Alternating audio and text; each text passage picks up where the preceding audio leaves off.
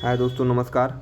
दोस्तों, ये जो करंट अफेयर है ये बीपीएससी मेकर का करंट अफेयर है, जो कि जो भी लोग इस करंट अफेयर के बारे में पढ़ना चाहते हैं या इसका पीडीएफ लेना चाहते हो तो बीपीएससी मेकर एक एप्लीकेशन है जो प्ले स्टोर पे अवेलेबल है। वहाँ से जाकर डाउनलोड करके इस पीडीएफ को या पूरे वीडियो को खरीद सकते हैं। करंट अफेयर वहाँ डेली वे में, मंथली और ईयरली वे में बताया जाता है। तो यहाँ पे करंट अफेयर हमें अच्छा लगा था, इसलिए हमने इसको ख़रीदा था और इसके पीडीएफ को फास्ट रिवीजन के लिए हम वीडियो बना के अपने यूट्यूब चैनल पे डाल रहे हैं। जिन लोगों को ज़रूरत हो देख सकते हैं। मुख्य रूप से बीपीएससी एग्ज़ाम के लिए, बाकी और भी एग्ज़ाम के लिए सहयोगी होगा। तो इस वीडियो को ज़रूर देखें, काहे कि इसमें फास्ट तेज़ी से करंट अफेयर को कवर किया जाएगा। यह करंट अफेयर मई महीने का होगा। मई महीने के बाद फिर अगला जो करंट अफेयर आएगा वो अप्रैल मार्च ऐसे करते जाएगा। और पिछले साल 2023 के अक्टूबर से यहाँ 2024 के अगस्त तक के करंट अफेयर को कवर किया जाएगा, ताकि बीपीएससी एग्ज़ाम में सहयोगी सिद्ध हो सके। तो इस करंट अफेयर को तेज़ी से कवर किया जाएगा। जिन भी विद्यार्थियों को करंट अफेयर तेज़ी से रिवीजन करना है या देखना है तो इस वीडियो को 2-3-4 बार देखें, ताकि करंट अफेयर उनका सही हो सके। तो चलिए शुरू करते हैं इस वीडियो को। इसमें करंट अफेयर को अच्छे ढंग से थोड़ा दिया गया है।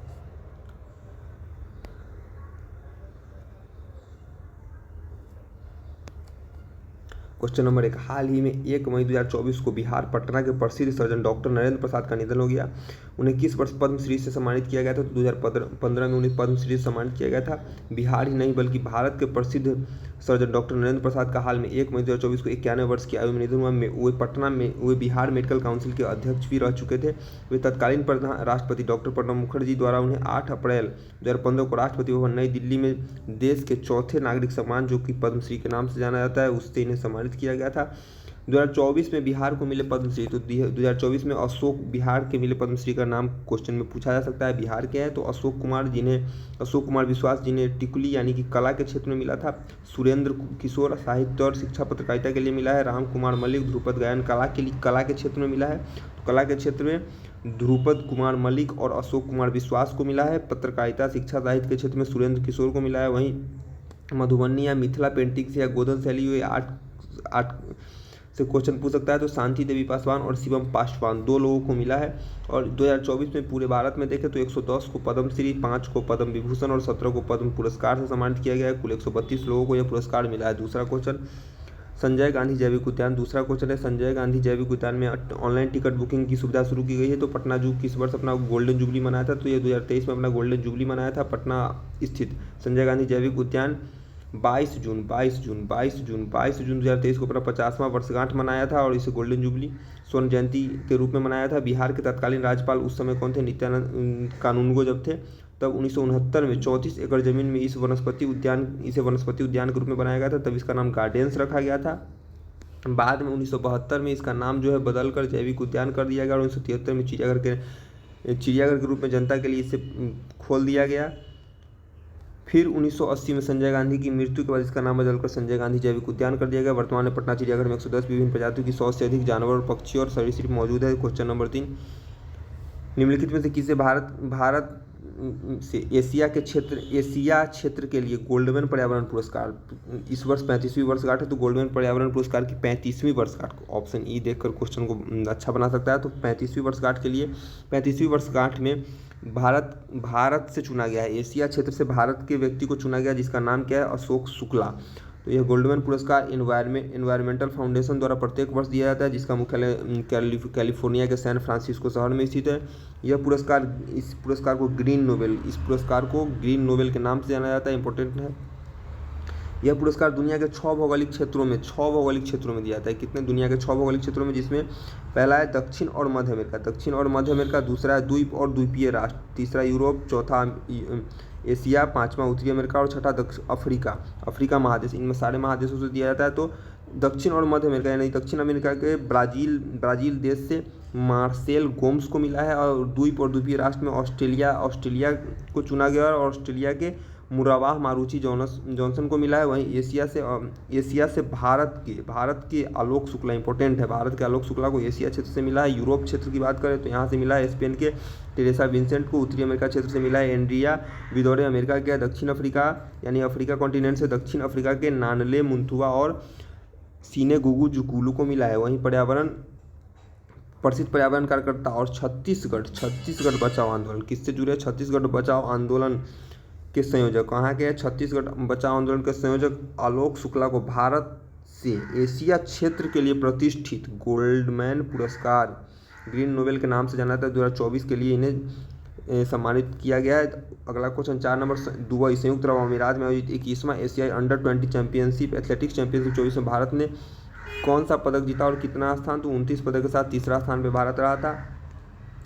संयुक्त अरब अमीरात में 21वां एशियाई अंडर-20 एथलेटिक्स चैंपियनशिप का आयोजन 2024 में हुआ था, जिसमें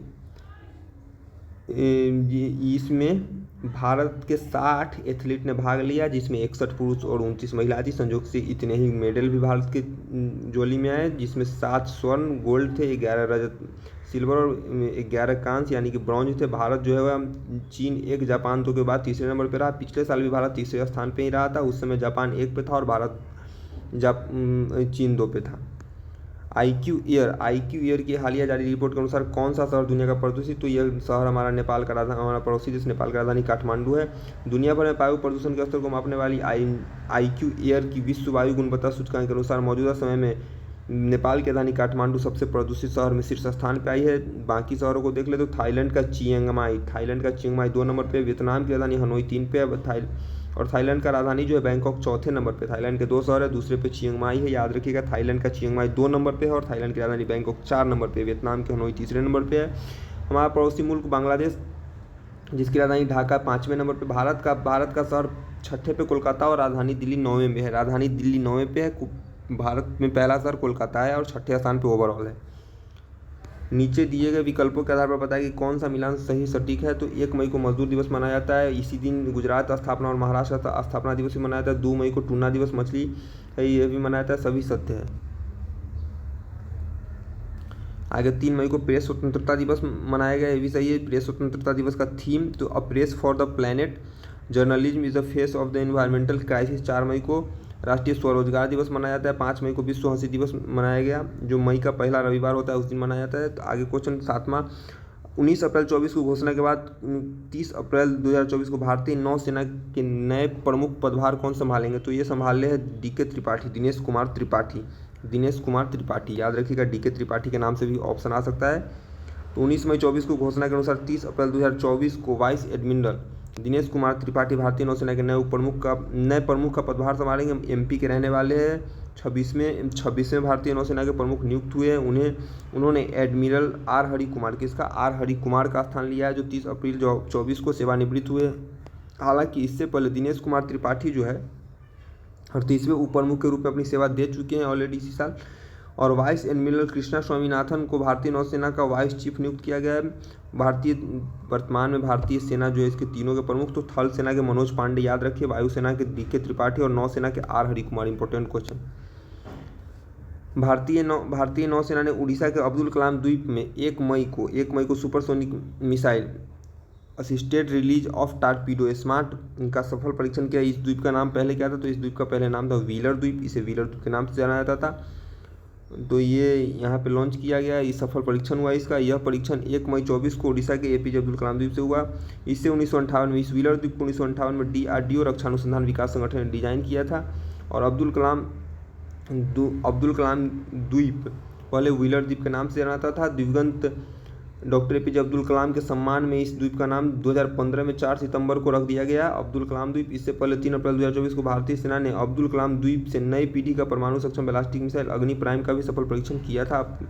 APJ अब्दुल कलाम के बारे में तो इन्हें मिसाइल मैन के नाम से जाना जाता है। भारत के काल में राष्ट्रपति रहे थे। इनका जन्म 15 अक्टूबर 1931 को रामेश्वरम तमिलनाडु में हुआ था। 79वें जन्म दिवस को संयुक्त राष्ट्र विश्व शरणार्थी दिवस के रूप में मनाया गया था। पद्म भूषण 81 में, पद्म विभूषण जो है इन्हें 1990 में और भारत रत्न 1997 में मिला था। बाकी ने उसके बाद अगला क्वेश्चन, हाल ही में आकाशवाणी समाचार के महानिदेशक का पदभार ग्रहण किसने किया है? तो यह किया है मौसम चक्रवर्ती। कौन? मौसम चक्रवर्ती। हाल ही में किसने? मौसम चक्रवर्ती। तो 91 बैच की भारतीय सूचना सेवा की वरिष्ठ अधिकारी 91 बैच की मौसम चक्रवर्ती ने हाल ही में आकाशवाणी समाचार के महानिदेशक का पदभार ग्रहण किया। हाल ही में 13 मार्च 1924 को सूचना और प्रसारण मंत्री अनुराग सिंह ठाकुर, कौन? अनुराग सिंह ठाकुर ने राष्ट्रीय मीडिया केंद्र दिल्ली में प्रसार भारती, डीडी न्यूज और आकाशवाणी समाचार पत्र के वेबसाइटों के साथ साथ updated news on air mobile app PV यानी कि पीवी शब्द SHABD की शुरुआत की। यह एक समाचार साझाकरण था। पीवी शब्द का फुल फॉर्म तो Prasar Bharati shared audio visual for broadcast and dissemination.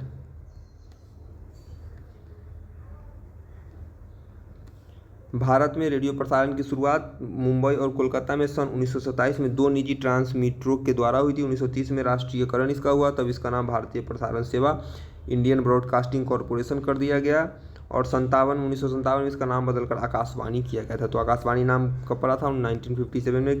किस भारतीय एयरटेक स्टार्टअप ने टाइम मैगजीन द्वारा हालिया जारी शीर्ष एडटेक कंपनियों में विश्व रैंकिंग में शीर्ष स्थान हासिल किया है? तो विश्व रैंकिंग में शीर्ष स्थान हासिल करने वाली कंपनी कौन है? इमेरिटस। भारतीय एडटेक स्टार्टअप इमेरिटस, कौन? इमेरिटस ने टाइम पत्रिका की विश्व शीर्ष एडटेक कंपनी 2024 के रैंकिंग में पहले स्थान पर आया है, जिसका स्कोर 91 था। इसने 91 स्कोर प्राप्त किया है। बाकी इमेरिटस की स्थापना 2015 में अश्विनी डामेरा और चैतन्य कलीपटनापू द्वारा किया गया था। 26वां स्थान पर मिको आया है। बाकी कंपनी निम्नलिखित में से किस मूल के, एक मिनट,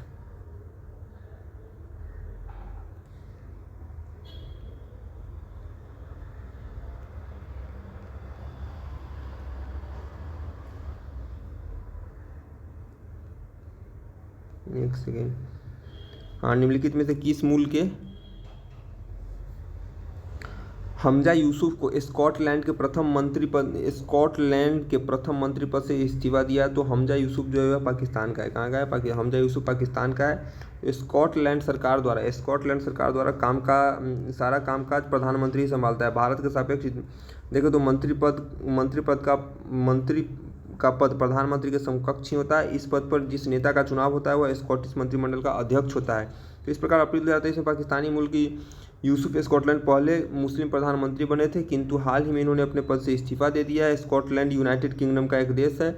यहाँ की राजधानी एडिनबर्ग है। यूके में 4 देश आते हैं, तो स्कॉटलैंड भी उसी का हिस्सा है। यूके में 4 भौगोलिक और ऐतिहासिक भाग शामिल है, जिसमें इंग्लैंड, स्कॉटलैंड, वेल्स और उत्तरी आयरलैंड है। अगला क्वेश्चन, मालदीव में आयोजित छठी एशियाई कैरम चैंपियनशिप 24 में किस देश ने एशियाई कैरम चैंपियनशिप में महिला युगल का खिताब जीता है? तो ये खिताब जीता है इंडिया, भारत ने।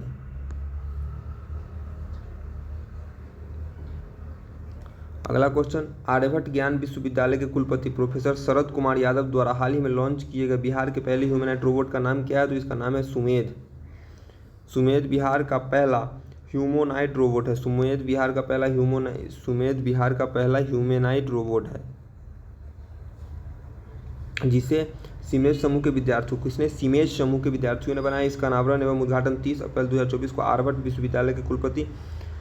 ज्ञान विश्वविद्यालय के कुलपति प्रोफेसर शरद कुमार यादव द्वारा किया गया। सोफिया भी एक ह्यूमैनॉइड रोबोट सोफिया है, जिसे हांगकांग स्थित कंपनी हैंसन रोबोटिक्स द्वारा डिजाइन और विकसित किया गया था। 2017 में सऊदी अरब द्वारा इसे नागरिकता भी दिया गया था। इंपॉर्टेंट है, सबसे पहले नागरिकता पाने वाला रोबोट सोफिया। हाल ही में इंडिया टुडे ग्रुप द्वारा विकसित AI संचालित समाचार एंकर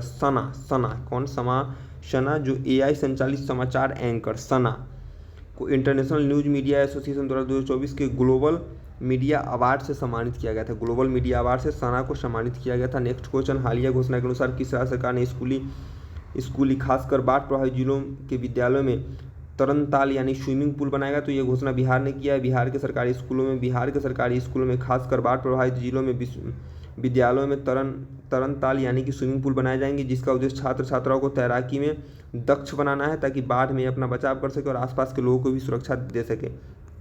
बिहार राज्य आपदा प्रबंधन के आदेश पर भवन निर्माण विभाग ने स्विमिंग पूल के प्रारूप और उसकी अनुमानित लागत तय की है। 25 मीटर लंबा और 12 मीटर चौड़ा स्विमिंग पूल के साथ ही 2 चेंजिंग रूम भी 4 करोड़ 46 लाख और 52,000 रुपये की लागत का अनुमान है इसमें।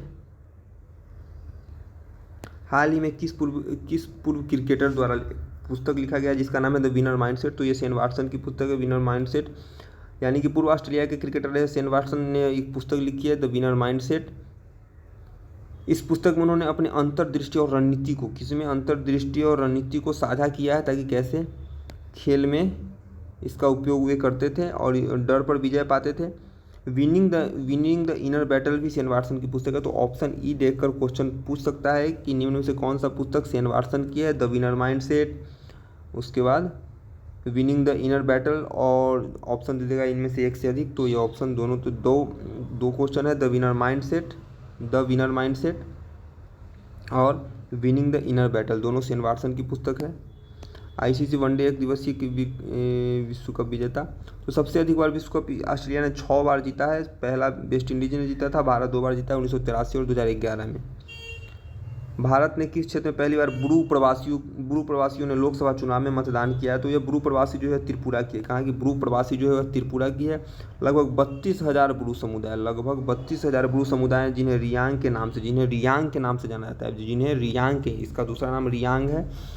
और 1997 में जातीय संघर्ष के बाद मिजोरम से भाग गए और त्रिपुरा में शरण लिया था। ये 1997 के बाद, कब 1997 के बाद मिजोरम से भागकर त्रिपुरा में शरण लिया। हाल में ब्रू प्रवासियों को अपने अस्थायी पुनर्वास के बाद पहली लोकसभा चुनाव के लिए त्रिपुरा में मतदान किया गया था। हाल ही में इसने पहले त्रिपुरा में हुए 2023 विधानसभा चुनाव में हिस्सा भी लिया था। इसके अतिरिक्त हाल ही में ग्रेट निकोबार की सोमपेन जनजाति के 7 लोगों ने पहली बार लोकसभा चुनाव में मतदान किया था। तो सोमपेन जनजाति कहाँ पाई जाती है? तो निकोबार द्वीप के ग्रेट निकोबार द्वीप समूह में पाई जाती है। अंडमान निकोबार द्वीप समूह के ग्रेट निकोबार पे यह सोमपेन जनजाति पाई जाती है, जिसमें 7 लोगों ने हिस्सा लिया था।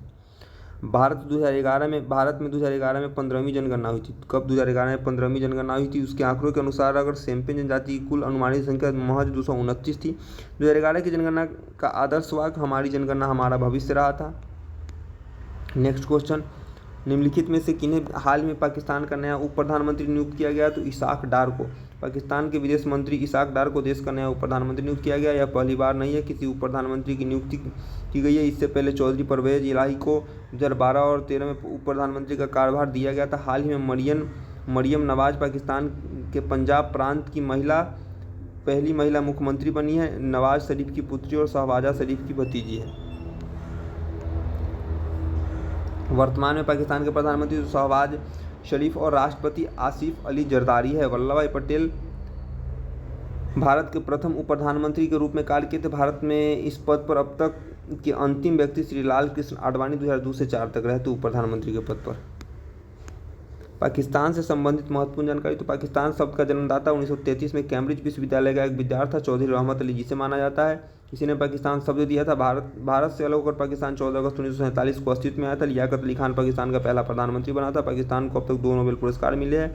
एक मलाला यूसुफजई को शांति के लिए और दूसरे अब्दुल सलाम को फिजिक्स के लिए मिला है। पाकिस्तान के नेशनल एंथम को दुनिया का सबसे सुरीला धुन माना जाता है। विश्व का सबसे बड़ा दुनिया का सबसे बड़ा साल्ट माइन पाकिस्तान में है, जिसका नाम खेबरा माइन है, याद रखिए, इंपॉर्टेंट क्वेश्चन। नेक्स्ट क्वेश्चन, 18 भारतीय पुरुष रिकर्व टीम ने चीन में आयोजित हुए तीरंदाजी विश्व कप चरण 1 में किसे हराकर स्वर्ण पदक जीता है? तो यह भारत ने दक्षिण कोरिया को हराकर स्वर्ण पदक जीता है। यानी 23 से 28 अप्रैल को 2024 तक शंघाई में आयोजित तीरंदाजी विश्व कप चरण 1 में भारत ने 8 पदक जीता है, जिसमें 5 स्वर्ण, 2 रजत और 1 कांस्य शामिल है। इस तीरंदाजी विश्व कप में किसी एक संस्करण में भारत का यह अब तक का सर्वश्रेष्ठ प्रदर्शन रहा। इस प्रतियोगिता के लिए भारत में 16 सदस्यीय तीरंदाजी टीम, जिसमें 8 पुरुष और 8 महिला थी, ये लोग गए थे। नेक्स्ट क्वेश्चन, निम्नलिखित में से कहाँ शिक्षिका मीना मिश्रा को कैम्ब्रिज डेडिकेटेड टीचर अवार्ड 2024 के तहत क्षेत्रीय विजेता के रूप में सम्मानित किया गया है? तो यह मुंबई की हैं। कैम्ब्रिज डेडिकेटेड टीचर अवार्ड्स एक वैश्विक प्रतियोगिता होता है जो असाधारण प्राथमिक और माध्यमिक विद्यालयों के शिक्षकों के सम्मान के रूप में दिया जाता है और अपने विद्यालयों की शैक्षणिक यात्रा पर महत्वपूर्ण प्रभाव डालता है। 2024 में कैम्ब्रिज डेडिकेटेड टीचर अवार्ड के क्षेत्रीय विजेता के रूप में मुंबई के मीना मिश्रा का चयन किया गया था। इसके अतिरिक्त शारजाह यूएई की शिक्षिका जीना जस्टिस को इस अवार्ड से नामित किया गया था। वे मूल रूप से तिरुवनंतपुरम केरल की रहने वाली है और 2005 में 5 से यूएई में कार्यरत है। इस पुरस्कार की विजेता की घोषणा 29 मई 2024 को की जाएगी। नेक्स्ट क्वेश्चन, किस देश ने एलजीबीटी समुदाय के अधिकारों के खिलाफ एक सख्त कानून, तो 15 वर्ष तक की जेल की सजा दी गई है? तो यह समलैंगिक संबंधी अपराधों को श्रेणी में रखने वाला कानून पारित किया गया है, जिसके तहत इराक 15 साल की सजा देगा।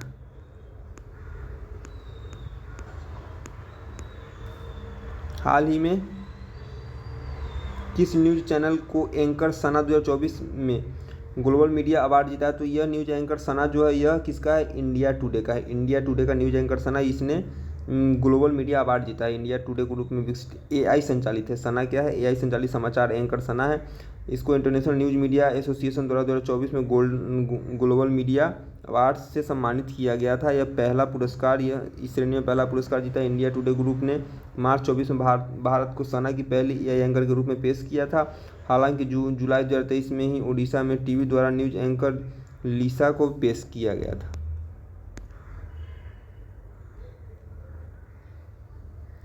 पूरी दुनिया में सबसे पहले 2018 में चीन ने जिन्हुआ न्यूज़ एजेंसी एआई एंकर पेश किया था। सबसे पहले जिन्हुआ न्यूज़ एजेंसी। अर्जेंटीना, जिन्हुआ कहाँ की न्यूज़ एजेंसी है? चीन की। एक और क्वेश्चन याद हुआ। अर्जेंटीना की एलेजेंद्रा मारिसा रोड्रिग्ज, अर्जेंटीना की, कहाँ की? अर्जेंटीना की एलेजेंद्रा मारिसा रोड्रिग्ज कितने वर्ष की है, जिसका हाल ही में मिस यूनिवर्स ब्यूनस आयर्स 24 का खिताब अपने नाम किया है? तो ये 60 वर्ष की है। ब्यूनस आयर्स अर्जेंटीना की राजधानी। 60 वर्षीय एलेजेंद्रा मारिसा रोड्रिग्ज हाल ही में मिस यूनिवर्स अवार्ड 2024 का खिताब अपने नाम किए। ये पेशे से एक वकील और पत्रकार रही हैं। मैक्सिको में आयोजित होने वाले 24 मिस यूनिवर्स प्रतियोगिता में भाग लेंगी। दरअसल इससे पहले इस प्रतियोगिता में सिर्फ 18 से 28 वर्ष की महिलाएं ही भाग ले सकती थी, लेकिन सितंबर 2023 में मिस यूनिवर्स ऑर्गेनाइजेशन इस प्रतियोगिता में भाग लेने की आयु सीमा को हटा दिया है, यानी कोई भी भाग ले सकता है। मार्च 2024 में मुंबई में आयोजित 71वीं मिस वर्ल्ड 2024 प्रतियोगिता की विजेता चेक गणराज्य की 24 वर्षीय क्रिस्टीना पिस्चकोवा चुनी गई थी। इस मिस वर्ल्ड प्रतियोगिता 2024 में भारत का प्रतिनिधित्व सीना शेट्टी ने किया था। मिस वर्ल्ड 2023 कैरोलिना विलावास्का पोलैंड की थी, इन्होंने जीता था। अगला क्वेश्चन, हरियाणा के किस खिलाड़ी को एशियाई डिवीजन 1 रग्बी चैंपियनशिप में भारतीय टीम की कप्तानी के लिए चुना गया था? तो ये चुना गया था दीपक पूनिया को। एशियाई पुरुष रग्बी डिवीजन 1 चैंपियनशिप का आयोजन श्रीलंका में किया गया था और 30 अप्रैल से 5 मई 2024 तक। किस बॉलीवुड अभिनेत्री को हाल ही में पंडित लच्छू महाराज पुरस्कार से सम्मानित किया गया था? यह बॉलीवुड अभिनेत्री यानी हीरोइन थी और ये थी Hema Malini. Bihar state power holding company limited ने हालिया रिपोर्ट्स के अनुसार कौन सा राज्य स्मार्ट प्रीपेड मीटर इंस्टॉल करने में अव्वल 1 पर रहा है? तो ये हमारा बिहार रहा है। हमारा बिहार राज्य 1 पर रहा है। तो बिहार स्टेट पावर होल्डिंग, कौन सी company? Bihar state power holding company limited. Company का नाम है Bihar state power holding company limited द्वारा रिपोर्ट के अनुसार स्मार्ट प्रीपेड मीटर लगाने में बिहार पूरे भारत में अव्वल पे रहा है। नवीनतम रिपोर्ट के अनुसार भारत ने अब तक कुल 32 लाख से अधिक स्मार्ट प्रीपेड मीटर को इंस्टॉल किया है। बिहार दुनिया का इकलौता राज्य है जहां गांव में स्मार्ट मीटर लगाया जा रहा है। इससे बिजली चोरी रोकना और बिल भुगतान, मीटर रीडिंग, इससे खामियां दूर होगी। राज्य सरकार ने 2025 में स्मार्ट प्रीपेड मीटर लगाने का लक्ष्य को पूरा करने का लक्ष्य रखा है। बिहार राज्य विद्युत बोर्ड, बिहार में विद्युत सप्लाई कौन करता है? बिहार राज्य विद्युत बोर्ड का गठन 1958 में किया गया था। 1 नवंबर 2012 को बोर्ड को भंग कर दिया गया और 5 कंपनियां गठित की गई। 2012 में इस बोर्ड को भंग कर दिया गया और इसके जगह पे 5 कंपनी गठित की गई, जिसका उद्देश्य वित्तीय घाटे को कम करना था और ये 5 कंपनी अपने काम में सफल हुई। बिहार में लगे स्मार्ट बिजली मीटर का परिणाम है कि 65 वर्षों के इतिहास में पहली बार बिहार की बिजली मुनाफा में गई है। बिहार की बिजली कंपनी मुनाफा में गई है। वर्ष 2024 में 18वां लोकसभा चुनाव 7 चरण में आयोजित हुआ। इन 7 चरणों में चुनाव होने वाले राज्यों का नाम पूछा जा रहा है। तो इसमें यूपी, बिहार और बंगाल, जहाँ ये 3 ऐसे राज्य हैं जहाँ 7 चरण में चुनाव हुए हैं। तो 18वीं लोकसभा चुनाव में 7 चरण में चुनाव हुआ, जिसका पहला चरण 19 अप्रैल से लेकर अंतिम चरण 1 जून तक चला है। 4 तारीख को रिजल्ट घोषित हुआ। 3 ऐसे राज्य जहाँ 7 चरणों में चुनाव हुआ था, वे यूपी, बिहार और बंगाल थे। यूपी में 80 सीटें हैं, बिहार में 40 और बंगाल में 42 सीटें हैं। लोकसभा की अधिकतम सीटों की संख्या 550 हो सकती है। वर्तमान में 543 से 545 हुआ करता था, लेकिन 2 आंग्ल भारतीय जो मनोनीत होते थे राष्ट्रपति द्वारा, उन्हें हटा दिया गया है। तो लोकसभा में भारतीय संसद का निम्न और राज्यसभा भारतीय संसद का उच्च सदन। लोकसभा को निम्न सदन कहा जाता है और राज्यसभा को उच्च सदन कहा जाता है। लोकसभा को निम्न सदन कहा जाता है और राज्यसभा को उच्च सदन कहा जाता है, और राज्यसभा को कभी भंग नहीं किया जा सकता।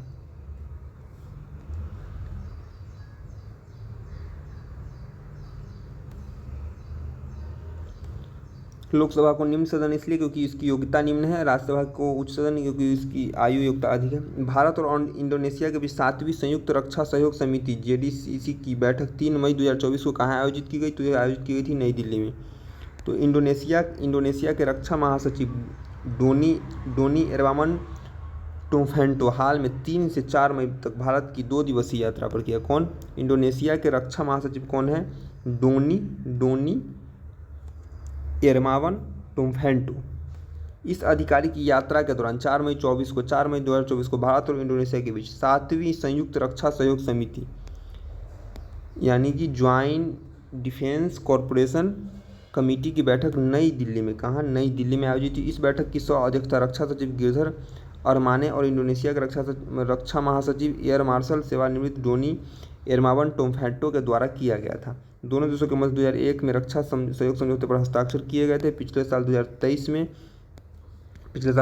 में G20 की कमान भारत को इंडोनेशिया से ही मिली थी और भारत की अध्यक्षता में 9-10 सितंबर 2023 को 18वां G20 शिखर सम्मेलन भारत मंडपम प्रगति मैदान नई दिल्ली में आयोजित हुआ था। इसका थीम था वसुधैव कुटुंबकम, विश्व एक परिवार है और मौजूदा समय में G20 का कमान ब्राजील के पास पहुंच चुका है। निम्न में से किस राज्य सरकार ने हाल ही में पतंजलि आयुर्वेद लिमिटेड के 14 उत्पादों का मैन्युफैक्चरिंग लाइसेंस रद्द किया है? तो उत्तराखंड राज्य सरकार ने।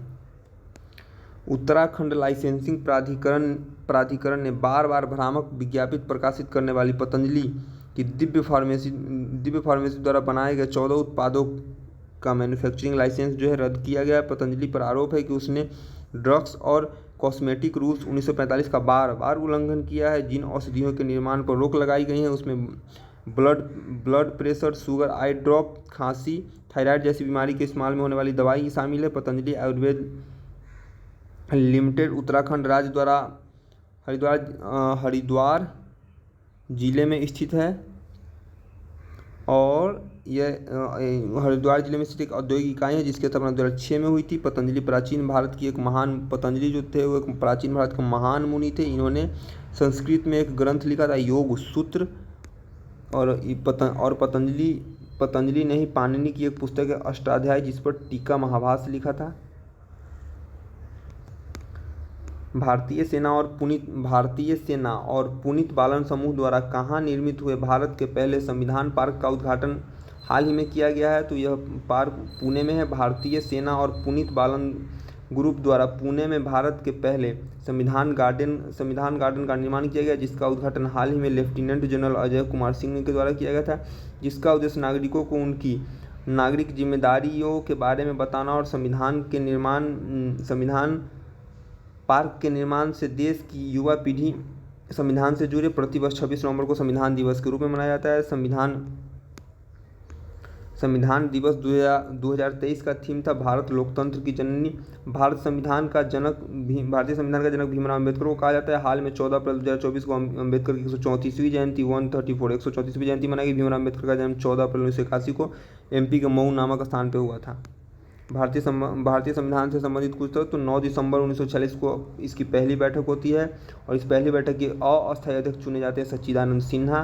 प्रारूप समिति 7 सदस्यीय होती है जिसके अध्यक्ष डॉक्टर भीमराव अम्बेडकर को चुना गया था। भारतीय संविधान को अंगीकृत 26 नवंबर 1949 को प्रस्तावना में वर्णित है कि इति अंगीकृत, अधिनियमित और आत्मर्पित करते हैं। तो 26 नवंबर 1949 का डेट देकर अंगीकृत किया गया है, प्रस्तावना में लिखा हुआ है। तो भारतीय संविधान को लागू तो ये 26 जनवरी 1950 से लागू होता है। संविधान में भारत वर्णित है राज्यों के संघ के रूप में। भारत का संवैधानिक अध्यक्ष राष्ट्रपति होता है। मिनी कॉन्स्टिट्यूशन 42वें संविधान संशोधन को कहा जाता है, इंदिरा गांधी के समय में हुआ था। संविधान का जनक उच्चतम न्यायालय रक्षक। अगला क्वेश्चन, निम्नलिखित में से किन्हें हाल ही में उद्योग संवर्धन और आंतरिक विभाग DPTI का निदेशक नियुक्त किया गया है? तो यह प्रतिमा सिंह है। प्रतिमा सिंह को 2009 बैच के भारतीय राजस्व सेवा IRS की वरिष्ठ अधिकारी प्रतिमा सिंह को हाल ही में उद्योग संवर्धन और आंतरिक व्यापार विभाग DPIIT के निदेशक के रूप में नियुक्त किया गया है। इसके अतिरिक्त अलीगढ़ मुस्लिम यूनिवर्सिटी के इलेक्ट्रिकल इंजीनियर विभाग के प्रोफेसर मोहम्मद रिहान ने अगले 3 साल के लिए राष्ट्रीय संदूर टाइम वेस्ट। 31 क्वेश्चन, कौन सा हाल ही में अंतर्राष्ट्रीय शतरंज महासंघ द्वारा ग्रैंड मास्टर की उपाधि से सम्मानित किया गया है? तो वैशाली रमेश बाबू को ग्रैंड मास्टर की उपाधि से सम्मानित किया गया है। तो वैशाली रमेश बाबू, तो भारतीय शतरंज खिलाड़ी वैशाली रमेश बाबू आधिकारिक तौर पर अंतर्राष्ट्रीय शतरंज महासंघ फीडे ने ग्रैंड मास्टर खिताब से सम्मानित किया है। कोनेरू हम्पी और हरिका द्रोणावली के बाद वैशाली तीसरी भारतीय महिला ग्रैंड मास्टर, वैशाली रमेश बाबू तीसरी भारतीय महिला ग्रैंड मास्टर बनी है जिन्होंने यह उपलब्धि हासिल की है। चेन्नई की वैशाली रमेश बाबू पिछले साल 2023 में भारत की 84वीं ग्रैंड मास्टर बनी थी। और कोनेरू हम्पी और हरिका द्रोणावली के बाद यह भारत की तीसरी महिला ग्रैंड मास्टर बनी थी। वैशाली रमेश बाबू जो है वह फीडे विश्व 2023 की उप विजेता आर प्रज्ञानंद की जो है उनके बहन है। और शतरंज ग्रैंड मास्टर में दर्जा पाने वाली पहली भारतीय भाई बहन जोड़ी भी बन गई है, आर प्रज्ञानंद और वैशाली। भारतीय ग्रैंड मास्टर की सूची, तो ये लेटेस्ट वाला पूछता है, तो 82, 83, 84। तो 84 में वैशाली है। 82 ग्रैंड मास्टर तेलंगाना के भूपल प्रणीत है। और महाराष्ट्र के आदित्य सामंत 83 में ग्रैंड मास्टर है। तो 82, 83, 84 वैशाली रमेश बाबू तमिलनाडु के 84 में है। नेक्स्ट क्वेश्चन 32, कौन सा देश हाल ही में मई 2024 में 46वां अंटार्कटिक संधि परामर्शदात्री बैठक की मेजबानी किया है? तो भारत। किस चीज़ का बैठक किया है? तो 46वां अंटार्कटिक संधि परामर्शदात्री का बैठक भारत ने किया है। आयोजन 20 से 30 में 24 तक हुआ था। पृथ्वी विज्ञान मंत्रालय, राष्ट्रीय ध्रुवीय और महासागर अनुसंधान केंद्र के माध्यम से केरल के कोच्चि में 46वां अंतर्राष्ट्रीय संधि परामर्शदात्री बैठक और पर्यावरण संरक्षण समिति की 26वीं बैठक की मेजबानी किया था। नेक्स्ट 33, अंतर्राष्ट्रीय क्रिकेट परिषद ICC ने आगामी T20 क्रिकेट विश्व कप के लिए किन्हें अपना ब्रांड एम्बेसडर नियुक्त किया है? तो युवराज सिंह को अपना ब्रांड एम्बेसडर नियुक्त किया है। क्रिकेट की सर्वोच्च संस्था ICC है। ICC भारत के दिग्गज पूर्व क्रिकेटर युवराज सिंह को आगामी पुरुष T20 विश्व कप के लिए ब्रांड एम्बेसडर नियुक्त किया है। हालांकि इससे पहले ICC ने क्रिस गेल वेस्ट इंडीज और उसेन बोल्ट जमैका को पुरुष T20 विश्व कप का ब्रांड एम्बेसडर नियुक्त कर चुका है। T20 वर्ल्ड कप 1 से 29 जून 2024 तक वेस्ट इंडीज और अमेरिका में आयोजित किया जाएगा। पहला पुरुष ICC T20 वर्ल्ड कप 2007 में दक्षिण अफ्रीका में आयोजित हुआ था, जिसे भारत ने जीता था पाकिस्तान को हराकर। पहला ICC महिला T20 वर्ल्ड कप जून 2009 में इंग्लैंड की मेजबानी में आयोजित किया गया था, जिसका विजेता भी इंग्लैंड रहा था न्यूजीलैंड को हरा के। कोलकाता भारत की किस महिला इतिहासकार, लेखिका व पत्रकार को लंदन विश्वविद्यालय ने हाल में डॉक्टरेट मानद की उपाधि दी है? तो यह दिया है श्रावणी बसु को। श्रावणी बसु हाल ही में लंदन विश्वविद्यालय में साहित्य क्षेत्र और ब्रिटिश भारतीय इतिहास के अध्ययन करने के लिए उत्कृष्ट योगदान के लिए डॉक्टर ऑफ लिटरेचर मानद उपाधि से सम्मानित किया गया। श्रावणी बसु कोलकाता की है। भारत में जन्मी इतिहासकार, लेखिका और पत्रकार है। 1987 से लंदन में रह रही थी। हाल ही में Vels institute of science, technology and advance study Chennai Tamil Nadu के 14वें वार्षिक दीक्षांत समारोह में तेलुगु अभिनेता रामचरण को डॉक्टर ऑफ लिटरेचर से सम्मानित किया गया। 12 मई 2024 को राष्ट्रपति द्रौपदी मुर्मू को मॉरिशस विश्वविद्यालय द्वारा डॉक्टर ऑफ सिविल लॉ की मानद उपाधि सम्मानित किया गया। हाल ही में किस तिथि को अ press for the planet journalism in the face of environmental crisis बता चुके थे अभी तुरंत। 3 मई को विश्व प्रेस स्वतंत्रता दिवस के रूप में मनाया गया। इसका थीम ये था।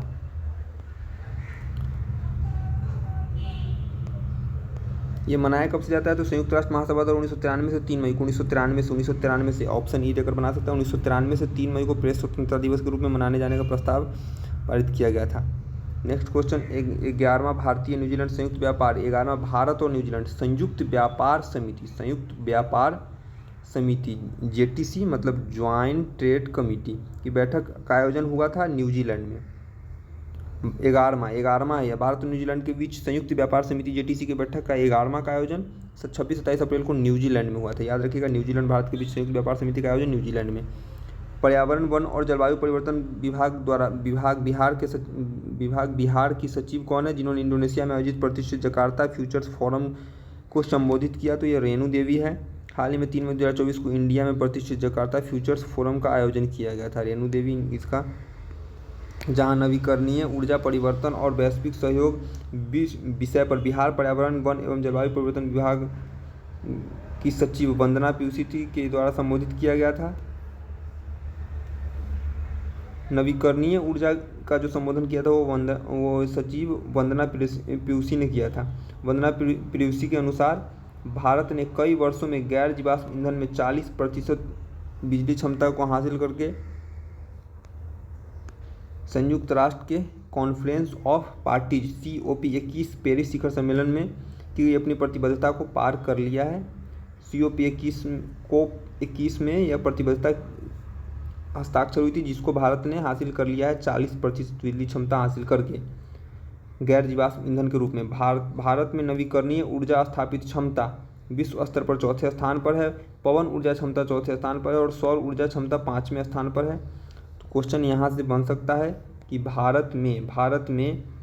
भारत नवीकरणीय ऊर्जा स्थापित क्षमता विश्व में चौथे स्थान पर। इंपॉर्टेंट क्वेश्चन, नवीकरणीय ऊर्जा स्थापित क्षमता बड़ी पनबिजली सहित विश्व में चौथे स्थान पर है। पवन ऊर्जा क्षमता में भी चौथे स्थान पर है, पवन ऊर्जा में चौथे स्थान पर, और सौर ऊर्जा में 5वें, यानी नवीकरणीय और पवन ऊर्जा में चौथे, सौर ऊर्जा में 5वें स्थान पर बिहार देश का पहला राज्य है जिसने राज्य के लिए climate resilient and low carbon development pathway विकसित किया है।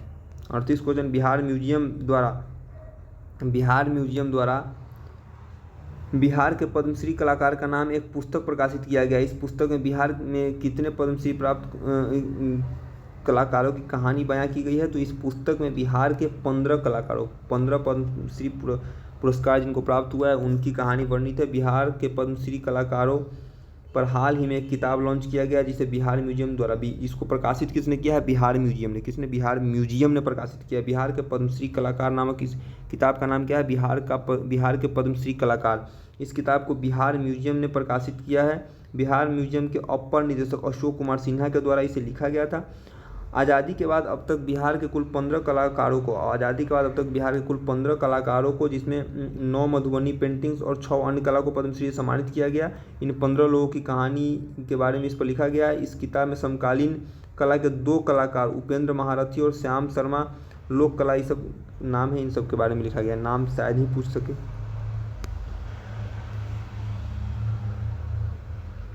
कहाँ गया नेक्स्ट क्वेश्चन? भारत सरकार ने सार्वजनिक पद्मश्री के बाद एक क्वेश्चन कहाँ? अरे यार, निम्नलिखित में से किसने कंपनी की ब्रिटिश हाई कोर्ट में अपनी कोविड-19 वैक्सीन से होने वाले दुष्प्रभाव के आरोपों को स्वीकार किया है? तो AstraZeneca, Bharat biotech serum institute, AstraZeneca ने इसे 6 अप्रैल 1999 को स्थापित ब्रिटिश स्वीडिश एस्ट्राजेनेका ने ब्रिटिश हाई कोर्ट में कोविड-19 वैक्सीन से होने वाले दुष्प्रभाव को एक्सेप्ट किया है। कंपनी ने इसे स्वीकार किया है। इसमें शरीर के भीतर रक्त के थक्के यानी कि थ्रोम्बोसिस बनने लगते हैं, जिससे प्लेटलेट्स काउंट कम होने लगता है, जिसको थ्रोम्बोसाइटोपेनिया कहते हैं। कोरोना महामारी के बाद एस्ट्राजेनेका ने दुनिया में अपनी वैक्सीन को कोविशील्ड और वैक्सीजेविरिया के नाम से बेचा था। भारत में कोरोना वैक्सीन का करीब 80% डोज अकेले कोविशील्ड का ही लगा है। भारत में कोरोना महामारी के खिलाफ टीकाकरण 16 जनवरी 2021 से शुरू हुआ था। भारत बायोटेक स्वदेशी द्वारा कोविड-19 वैक्सीन कोविवैक्सीन को भारत चिकित्सा अनुसंधान परिषद ICMR और नेशनल इंस्टीट्यूट ऑफ वायरोलॉजी के सहयोग से विकसित किया गया था। भारत ने हाल ही में सार्वजनिक क्षेत्र के उपक्रम को नवरत्न का दर्जा दिया है। तो यह इडीडा लिमिटेड को नवरत्न का दर्जा दिया है। भारतीय नवीकरणीय ऊर्जा विकास agency, Indian renewable energy development agency IREDA, जो कि एक सार्वजनिक क्षेत्र के उपक्रम है, इसे हाल ही में भारत सरकार द्वारा नवरत्न का दर्जा दिया गया। किसको? इडीडा को, Indian renewable energy development agency को। अर्थात भारत सरकार अब पूर्व में अनुमोदन के बिना 1000 करोड़ रुपये तक के निवेश करने का अधिकार होगा। हाथ ही इसके साथ भारत में नवरत्न यानी कि PSE सार्वजनिक क्षेत्र के कुल कंपनियों की संख्या 17 हो गई है। बिहार में नवरत्न कंपनी की संख्या कितनी? 17 हो गई है। 17वां इडीडा को मिला है। अगस्त 2023 में ऑयल इंडिया लिमिटेड को महारत्न और ONGC विदेश लिमिटेड को नवरत्न का दर्जा मिला था। नवरत्न का दर्जा पहली बार 1997 में 9 सार्वजनिक क्षेत्र के उद्यमों को उद्योगों के एक समूह को दिया गया था। इरीडा की स्थापना 1987 में हुई थी। इसका मुख्यालय जो है वह नई दिल्ली में, इरीडा का मुख्यालय दिल्ली में, स्थापना इसकी 1987 में हुई थी। नवरत्न कंपनी की सूची, तो जिन 17 कंपनी नवरत्न की उसकी सूची है भारत इलेक्ट्रॉनिक्स लिमिटेड, आगे इधर है ये 17 कंपनियाँ। 17वें पे है इरीडा और 16 पे है गाइड्स लिमिटेड। उसके बाद ये 2 पूछ सकता है, बाकी नहीं। 41 क्वेश्चन, हाल ही में रुआंग ज्वालामुखी विस्फोट के कारण खबरों में रहा है, बताया कि यह सक्रिय ज्वालामुखी, तो यह सक्रिय ज्वालामुखी इंडोनेशिया का है। इंडोनेशिया में अवस्थित माउंट रुआंग ज्वालामुखी पिछले 2 सप्ताह में 2 बार भयानक विस्फोट हुआ है, इसके कारण यह खबरों में आ चुका है। पैसिफिक रिंग ऑफ फायर क्षेत्र में दुनिया का सक्रिय ज्वालामुखी और लगातार होने वाले भूकंपों का केंद्र रहा है।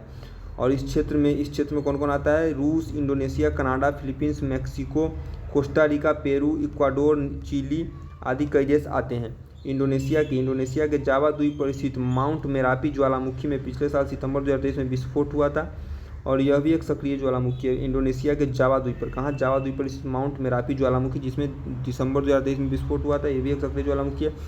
सबसे ज़्यादा जो है सक्रिय ज्वालामुखी वाला जो देश है वो इंडोनेशिया है। ऑस्ट्रेलिया महाद्वीप में एक भी ज्वालामुखी नहीं है। ज्वालामुखी के मुंह को क्रेटर कहा जाता है, जानते हैं आप सभी लोग। पृथ्वी का सबसे बड़ा ज्वालामुखी मोना लोआ है, जो हवाई द्वीप पर अमेरिका में स्थित है। हवाई द्वीप पर किस देश का अधिकार है? तो हवाई द्वीप पर अमेरिका का अधिकार है और यहीं पर है दुनिया का सबसे बड़ा ज्वालामुखी मोना लोआ। निम्नलिखित में से पूरी दुनिया का सबसे बड़ा एयरपोर्ट बनाया जा रहा है दुबई में। कहाँ? दुबई में। दुबई संयुक्त अरब अमीरात में दुनिया का सबसे बड़ा हवाई अड्डा का काम चालू है।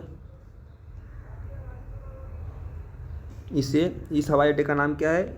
इसे अल मखतूम अंतर्राष्ट्रीय हवाई अड्डा के नाम से जाना जाएगा। यह हवाई अड्डा वर्तमान में दुबई अंतर्राष्ट्रीय हवाई अड्डा से लगभग 5 गुना बड़ा होगा और इसमें 5 रनवे की सुविधा दी गई है।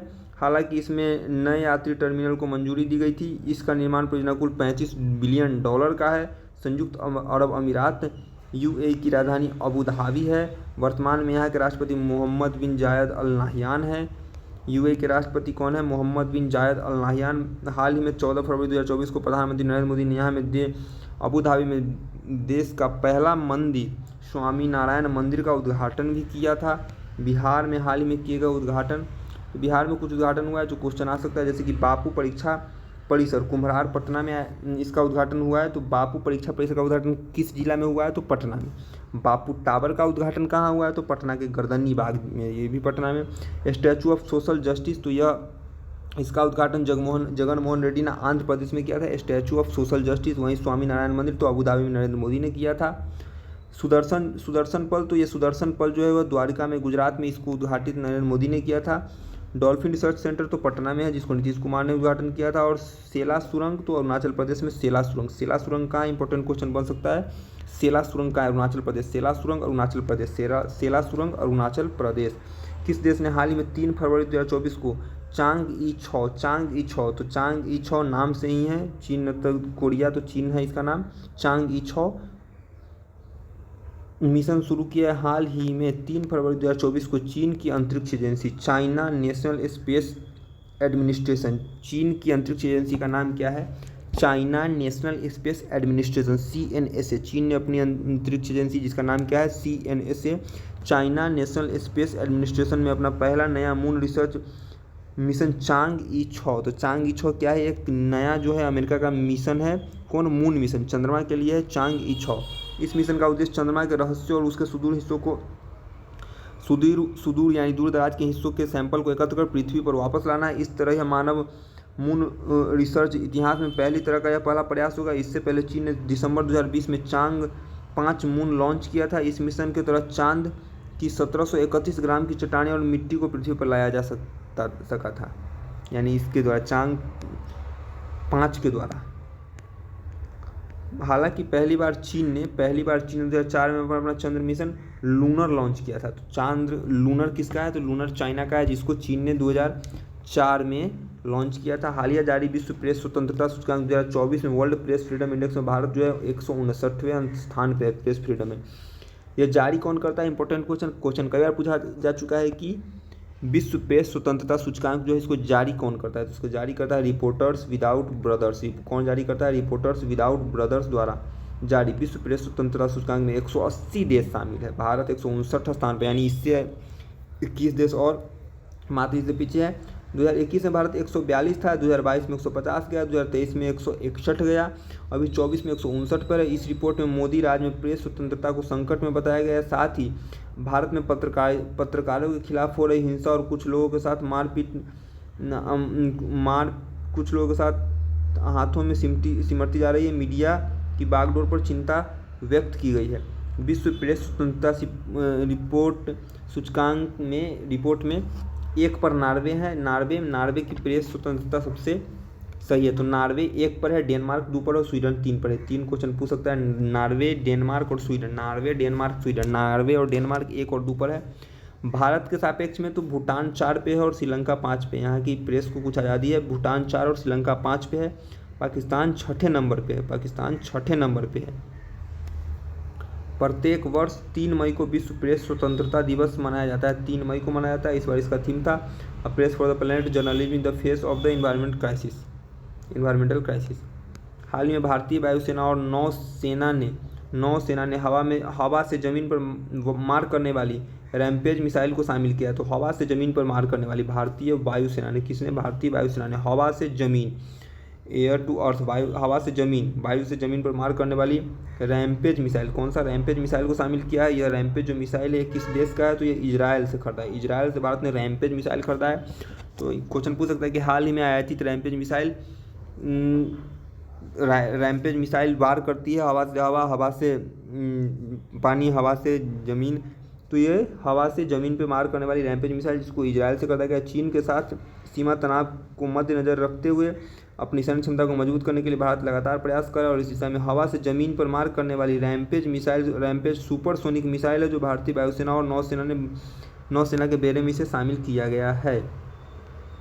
ध्वनि से भी अधिक गति वाली यह सुपरसोनिक रैम्पेज मिसाइल पलक झपकते 250 किलोमीटर तक का लक्ष्य ध्वस्त करने में सक्षम है। इस मिसाइल को इजरायल एरोस्पेस इंडस्ट्रीज और इजरायली मिलिट्री इंडस्ट्रीज सिस्टम द्वारा विकसित किया गया है। हाल ही में 30 अप्रैल 2024 को vice admiral Dinesh Kumar Tripathi, DK Tripathi और R हरिकुमार का स्थान लिया है। भारतीय नौसेना में 26वें प्रमुख का पदभार ग्रहण किया है।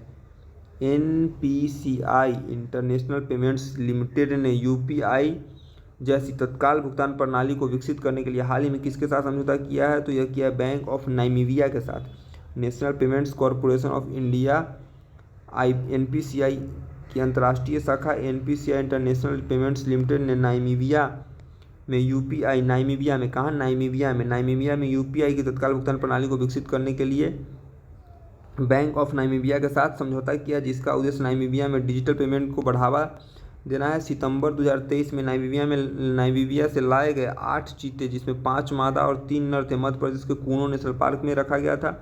इस दौरान 17 सितंबर 2022 को प्रधानमंत्री मोदी ने भारत में चीतों के संरक्षण के लिए प्रोजेक्ट चीता की शुरुआत की थी। जो प्रोजेक्ट चीता की शुरुआत 2022 में मोदी ने की थी और इस दौरान नामीबिया से 8 चीते लाए थे, 5 मादा 3 नर।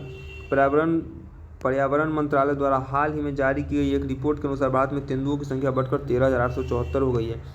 भारत के किस राज्य की वन्यजीव जीव विज्ञानी डॉक्टर पूर्णिमा देवी वर्मन को ब्रिटेन में प्रतिष्ठित विटली गोल्ड अवार्ड 2024 से सम्मानित किया गया? किससे सम्मानित किया गया? विटली गोल्ड अवार्ड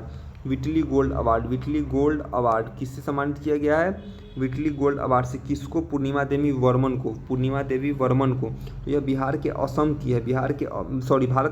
भारत के असम की पूर्णिमा देवी वर्मन को ब्रिटेन के प्रतिष्ठित विटली गोल्ड अवार्ड से सम्मानित किया गया है। असम के पूर्णिमा देवी वर्मन को हाल ही में 1 मई 2024 को असम के वन्य जीव विज्ञानी डॉक्टर पूर्णिमा देवी वर्मन को ब्रिटिश वन्यजीव चैरिटी अवार्ड विटली गोल्ड अवार्ड से सम्मानित किया गया।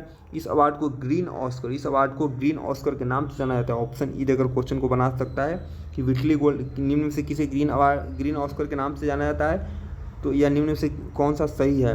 तो विटली गोल्ड अवार्ड को ग्रीन ऑस्कर के नाम से जाना जाता है। पूर्णिमा देवी वर्मन को मिला है इस प्रकार से। तो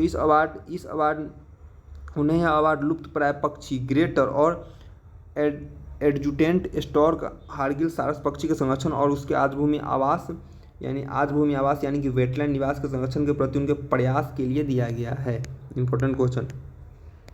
निम्नलिखित में से कौन सा भारतीय कंपनी आगामी पुरुष T20 विश्व कप 2024 के लिए अमेरिका और दक्षिण अफ्रीका टीम का स्पॉन्सर बना है? तो यह अमूल। कौन? अमूल कंपनी, भारतीय दूध निर्माता कंपनी अमूल जो है वो आगामी T20 विश्व कप में 24 में अमेरिका और दक्षिण अफ्रीका टीम का स्पॉन्सर बना है। इसके अतिरिक्त भारतीय मिल्क ब्रांड नंदिनी आगामी T20 विश्व कप में स्कॉटलैंड और आयरलैंड टीम का स्पॉन्सर बना है। तो अमूल बना है कहाँ कहाँ का? अमूल बना है दक्षिण अफ्रीका और अमेरिका का। और नंदिनी बना है स्कॉटलैंड और आयरलैंड का। T20 का वर्ल्ड कप जो चल रहा है 1 से 29 जून के मध्य वेस्ट इंडीज और अमेरिका में आयोजित है।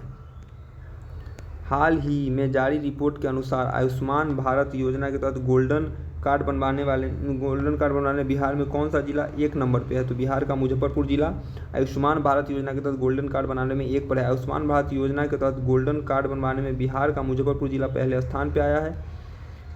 वहीं इस मामले में राजधानी पटना मुजफ्फरपुर के बाद है। प्रधानमंत्री आयुष्मान भारत योजना एक पेपरलेस योजना है। यह सरकारी और निजी अस्पतालों में भर्ती होने वाले मरीजों और इलाज के खर्चा के लिए एक कैशलेस कवर प्रदान करता है। आयुष्मान भारत प्रधानमंत्री जन आरोग्य योजना की शुरुआत 23 सितंबर 2018 को रांची झारखंड में प्रधानमंत्री नरेंद्र मोदी ने किया था। तो इसकी शुरुआत कब हुई थी? 2018 को 23 सितंबर को झारखंड से।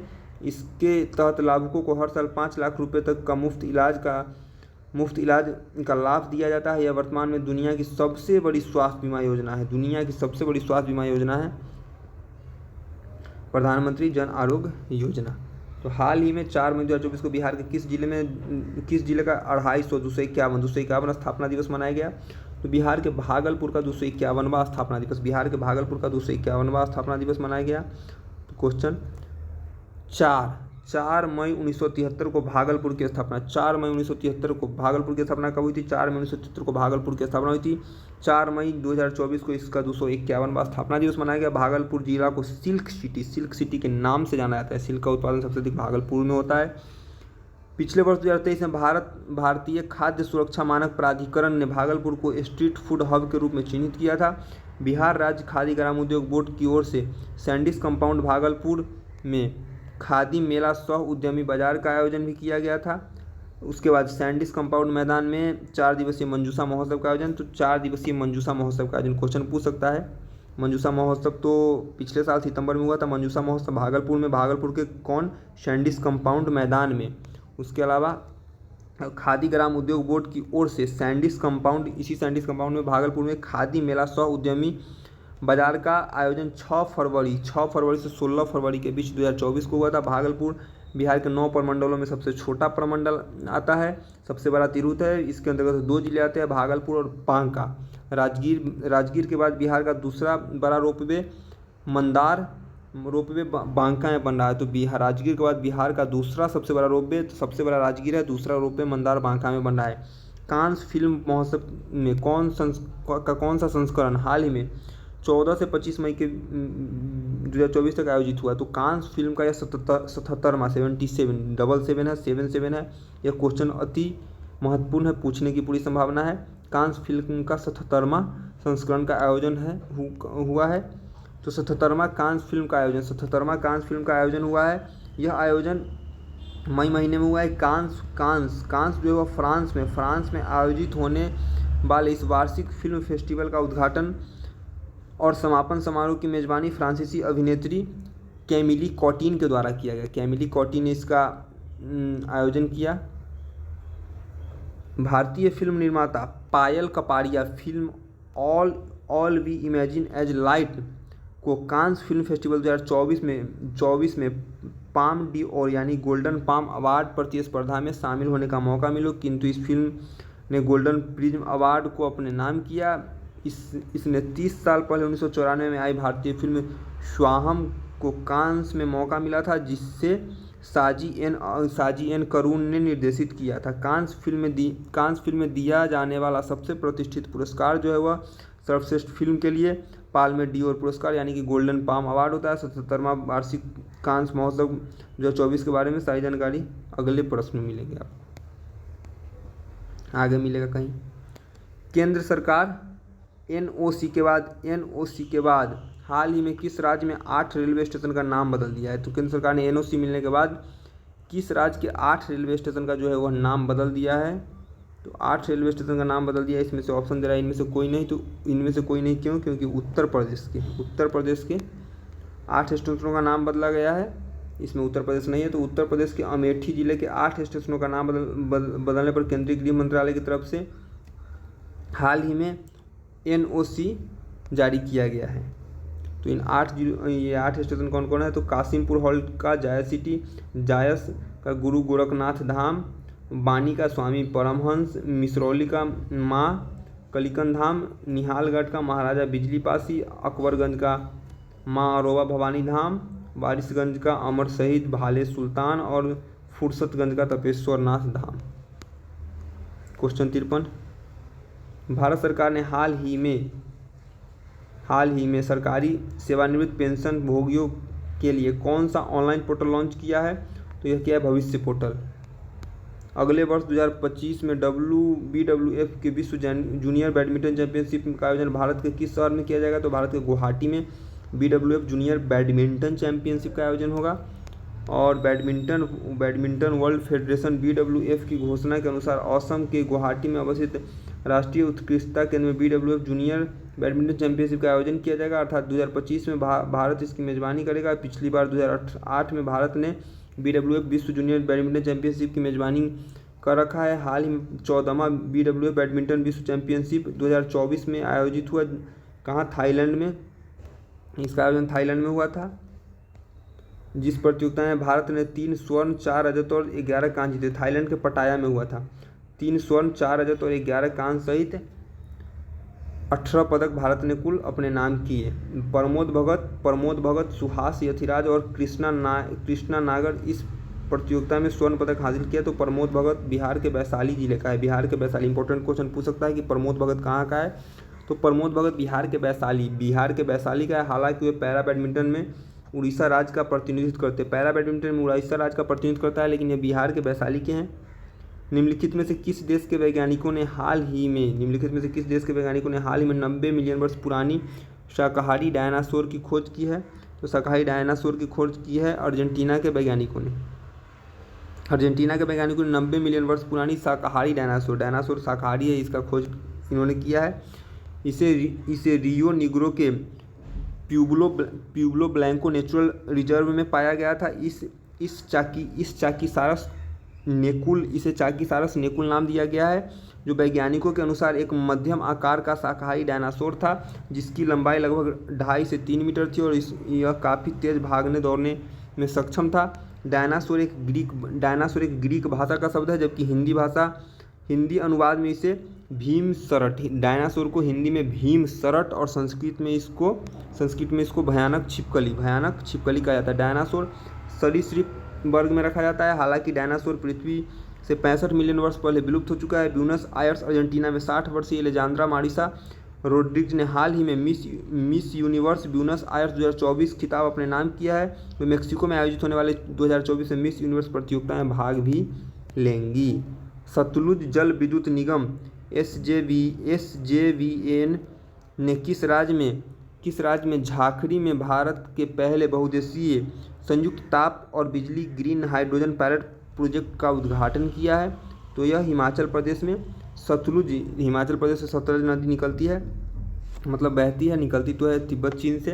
तो सतलज जल विद्युत निगम ने हिमाचल प्रदेश राज्य के झाकड़ी शिमला में 1500 मेगावाट की नाथपा झाकड़ी हाइड्रो पावर परियोजना सतलज नदी पर हिमाचल प्रदेश में 1500 मेगावाट की। इंपॉर्टेंट क्वेश्चन कि नाथपा झाकड़ी परियोजना कहाँ है हिमाचल प्रदेश में, कौन नदी पर? तो सतलज नदी पर। नाथपा झाकड़ी परियोजना कहाँ है? सतलज नदी पर हिमाचल प्रदेश में। और भारत के पहले बहुउद्देशीय संयुक्त ताप बिजली ग्रीन हाइड्रोजन पायलट प्रोजेक्ट का उद्घाटन किया। अत्याधुनिक ग्रीन हाइड्रोजन पायलट प्रोजेक्ट का उद्घाटन SJVN के अध्यक्ष और प्रबंध निदेशक गीता कपूर के द्वारा किया गया था। यह प्रोजेक्ट ग्रीन हाइड्रोजन के साथ 25 किलोवाट क्षमता ईंधन सेल के जरिए बिजली भी पैदा करेगा। अगस्त 2023 में लद्दाख लेह में नरेंद्र मोदी ने ग्रीन हाइड्रोजन परिवहन योजना के पायलट प्रोजेक्ट का शिलान्यास किया था। इसके तहत भारत में हाइड्रोजन परिवहन सेवा प्रदान करने वाला पहला शहर बन गया था। हरित हाइड्रोजन GS2 यानी ग्रीन हाइड्रोजन नवीकरणीय ऊर्जा या निम्न कार्बन शक्ति से उत्पन्न हाइड्रोजन को कहते हैं हरित हाइड्रोजन एक स्वच्छ ऊर्जा का स्रोत है।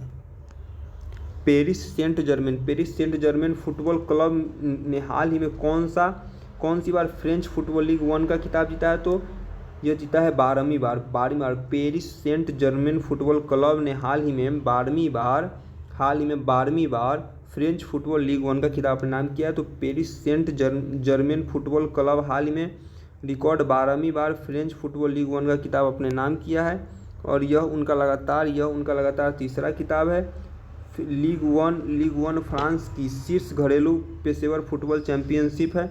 इसकी शुरुआत 1932 में नेशनल डिवीजन 1 के रूप में हुई थी। फुटबॉल की सर्वोच्च संस्था फीफा 2022 में फीफा विश्व कप की मेजबानी कतर में किया गया था। इसका खिताबी मुकाबला अर्जेंटीना फ्रांस के बीच खेला गया था। लियोनेल मेसी की कप्तानी में 36 साल बाद अर्जेंटीना ने तीसरी बार चैंपियन बना। इससे पहले अर्जेंटीना 1978-1986 में वर्ल्ड कप जीत चुका था। हाल ही में अर्जेंटीना के फुटबॉलर कप्तान लियोनेल मेसी को times athlete of the year award 2023 से सम्मानित किया गया। यह सम्मान पाने वाले हुए पहले फुटबॉलर बने लियोनेल मेसी। सऊदी अरब 2034 में फुटबॉल विश्व कप 2034 की मेजबानी करेगा। अंतर्राष्ट्रीय फुटबॉल महासंघ फीफा का अध्यक्ष जियानी इन्फेंटिनो है। क्वेश्चन पूछ सकता है कि फीफा का अध्यक्ष कौन है वर्तमान में? Gianni Infantino. 58 नंबर क्वेश्चन, हाल ही में किसी 1 मई 2024 को नौसेना के उप प्रमुख का पदभार मिला है? तो नौसेना का उप प्रमुख कौन? उप प्रमुख तो कृष्णा स्वामीनाथन, अभी ऊपर बताया था। भारतीय नौसेना के वाइस एडमिरल कृष्णा स्वामीनाथन को हाल ही में 1 मई 2024 को उप प्रमुख का पदभार ग्रहण किया है। उन्होंने दिनेश कुमार त्रिपाठी का DK त्रिपाठी का स्थान लिया, जिन्होंने 30 अप्रैल 2024 को नौसेना के चीफ का पद संभालना है। नए नौसेना प्रमुख DK त्रिपाठी मध्य प्रदेश के रहने वाले हैं और वे भारतीय नौसेना के 26वें प्रमुख नियुक्त हुए। ये भी क्वेश्चन पूछ सकता है। क्या मात्र 26 नंबर के, 26 नंबर के।